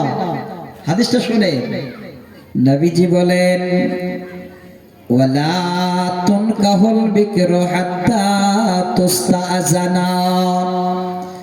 হে পৃথিবীর মানুষ, তোমরা তোমাদের মেয়েদের বিয়ে দিও না হাত্তা তুস্তাজানা, যতক্ষণ পর্যন্ত ওই মেয়েটার কাছে বিয়ের আগে অনুমতি না নাও। সহিহ বুখারী মুসলিমের হাদিস, 5135 নম্বর হাদিস। আমি আপনাদের এই জন্য একদম দলিল দিচ্ছি। আল্লাহ রাসূলকে জিজ্ঞাসা করছেন, ইয়া রাসূলুল্লাহ, এই মেয়েটাকে আমরা বিয়ে দেব না এজাজত ছাড়া, তো মেয়েটার এজাজত কেমন নবী গো, আমরা তো জানি না।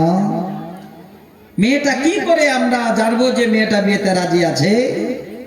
নবীজি বলেন, ওই মেয়েটাকে যখন বিয়ের কথা বলবে, হাত্তা তুস্তাজানা, আল্লাহ রাসূল বলেন সেই মেয়েটি বিয়ের কথা শুনলে যেন একটা মুস্কি মেরে হেসে লজ্জায় মাথা নিচু করে নেবে, আর কোনো কথা বলবে না।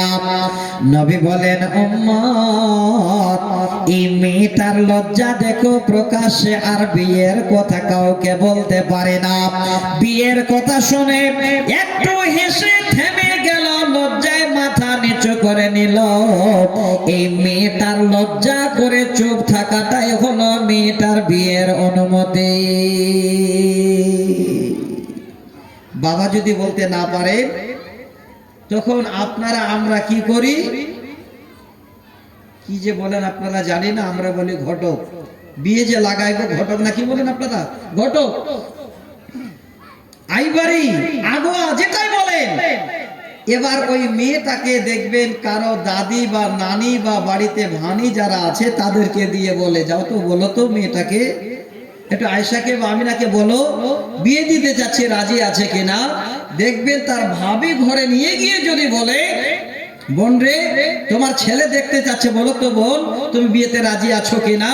সেখানেও দেখবেন একদম ফ্রি মাইন্ডে কথা বলবে না, মুস্কি মেরে হেসে মাথা নিচু করে নেবে, শুনতে চাইবে তো হাসবে আর মাথা নিচু করে নেবে। আল্লাহ রাসূল বলছেন, হাত্তা তুস্তাজানা, যখনই আন্তাসকতা, যখনই মেয়েটা দেখবেন যে লজ্জায় চুপ হয়ে আছে আর কথা বলে না, এটাই হলো মেয়েটার ইজাজত, এটাই হলো মেয়েটার অনুমতি। তো বাপ আমার, ভাই আমার, এটাকে বলে প্রকাশ্য লজ্জা। ওই মেয়েটা যেন বিয়ের সম্বন্ধে আর কাউকে কিছু বলতে পারে না, মাথা নিচু করে নেয়। তাহলে এক প্রকার হলো লজ্জার, একটা প্রকার আপনাদের জানালাম ছোট করে, আরো উদাহরণ দিলে খুশি হতেন কিন্তু যাচ্ছি না। এবার 2 নম্বর প্রকার শুনবেন ভালো করে, সেটা হলো ঈমানি হায়া, ঈমানি লজ্জা। ঈমানি লজ্জা কেমন? সাপোজ একটা উদাহরণ দিচ্ছি, কোন একটা কাজ করতে যাচ্ছেন, যে কাজটা অন্যায়, সে কাজ থেকে বাঁচা। উদাহরণটা দিই, জালসা শেষ হয়ে গেল, এবার বাড়ি যাচ্ছেন তো দেখছেন যে রাস্তার ধারে নতুন একটা সাইকেল কেউ দাঁড় করে রেখে দিয়েছে, কোনো লোকজন নেই। আপনি ভাবছেন চারিদিকে দেখে সুযোগ একটাই, এখানে তো কোনো লোক নেই আর সাইকেলটাও এখানে দাঁড় করানো আছে। চারিদিকে দেখে এবার সাইকেলটা হাত দিয়ে ভাবছেন নিয়ে যেতে পারলেই কাজ হয়ে গেল। ওই মুহূর্তে এবার সাইকেলটাতে হাত দিতে যাচ্ছে, হঠাৎ করে আপনার ঈমান বাধা দিচ্ছে। কিসের? ওরে মন, এখানে সাইকেলের মালিক নাই, দেখতে পাই না, কোন মানুষজন নাই, দেখতে পাই না, তবে যিনি পৃথিবীর সৃষ্টি করেছেন, রাত দিনে ঘুমান না, যিনি আমাকে বানিয়েছেন, আমাকে চলার জন্য শক্তি দিয়েছেন, তিনি আমার রাত, তিনি আল্লাহ, তিনি কোনোদিন ঘুমান না। আমি সকলের চোখে ফাঁকি দিয়ে সাইকেলটা নিয়ে গেলে আমার আল্লাহর চোখে যেন কোনো মতোই ফাঁকি দেওয়া যাবে না। যাবে? একটু কথা বলেন, যাবে? এবার আমি বললাম যে মৌলানা আপনি সাইকেলের উদাহরণ দিলেন, দলিল আল্লাহর কোরআন খুলেন, সূরাটির নাম হলো সূরা নিসা, আয়াত নাম্বার 1, 1 নম্বর আয়াত, শেষ অংশটুকু খালি জানাচ্ছি ছোট করে। আল্লাহ পাক বলেন, ইন্নাল্লাহা কানা আলাইকুম রাকিবা, নিশ্চয় আল্লাহ আমাদের উপরে নিগরান। হ্যাঁ ভাই আমার, বাপ আমার, ভালো করে বুঝে নিন ঈমানি হায়া, ঈমানি লজ্জা কাকে বলে। আপনি কোন একটা কাজ করতে যাচ্ছেন, যেন আপনার স্মরণ হয়ে গেল আল্লাহ কেউ না দেখলো, তুমি যেন আমাকে দেখো, সেই কাজটা এবার আপনার ইমানের বাধাতে আল্লাহকে ভয় করে বেঁচে যাওয়া, এর নাম হলো ইমানি হায়া, ইমানি লজ্জা। দ্বিতীয় একটা উদাহরণ দিচ্ছি, একদম খুব ভালো করে মনোযোগ সহকারে নেবেন। এই দুটো উদাহরণ যদি আজকে আমার কাছে আপনারা শুনে নিতে পারেন, আর আল্লাহ যদি আপনাদের হেদায়েতের রাস্তা দিয়ে দেন, বুঝার যদি শক্তি দিয়ে দেন, আশা করে আজকে এত বড় খরচ করে জালসা করে আপনাদের কামিয়াব। শুনবেন আমার মায়েরা, আপনাদেরও বলছি, আপনাদের সবাইকে বুঝাবার জন্য বলছি। সূরাটির নাম বলছি, সূরাটির নাম হলো সূরা গাফির। আবার সেই সূরাটাকে সূরা আল মুমিন বলা হয়। 40 নম্বর সূরার 19 নম্বর আয়াত। এতটুকু একটু শব্দ দিয়ে পুরো শরীরটাকে যেন ভাইব্রেশন করে দিতে পারেন, এই রকমের একটা আয়াত আপনাদের শোনাচ্ছি আমি। শুনবেন, কোন মা কোন বাবা কোনদিন চায় না যে কারো সন্তান খারাপ হোক, সন্তান ভেস্তে যাক, কেউ চায় না। অনেক মা আছেন খুব জ্ঞানী গুণী, ছেলে মেয়েকে ঠিক মতো করে গাইড করে। এবার জালসার দিনে আপনার ছেলে মেয়ে কলেজ পড়ুয়া মেয়ে, তাকে নিয়ে আসছেন, আপনি আছেন, আপনার মানে ওয়াইফ আছেন, আপনার সন্তান সন্ততিকে নিয়ে আসছেন। আর জালসার দিন তো আপনার মেয়ে কলেজে গেছে, এক বন্ধুকে দাওয়াত দিয়ে দিয়েছে। শুনবেন ভালো করে, ওই বন্ধু এবার রাস্তায় এসে দাঁড়িয়ে আছে যে দাওয়াত যখন করেছো তো যাই। বান্ধবী দাওয়াত করলে বন্ধু আসবে না, এটা কি আর হয়? যেটা বর্তমান শোনাচ্ছে।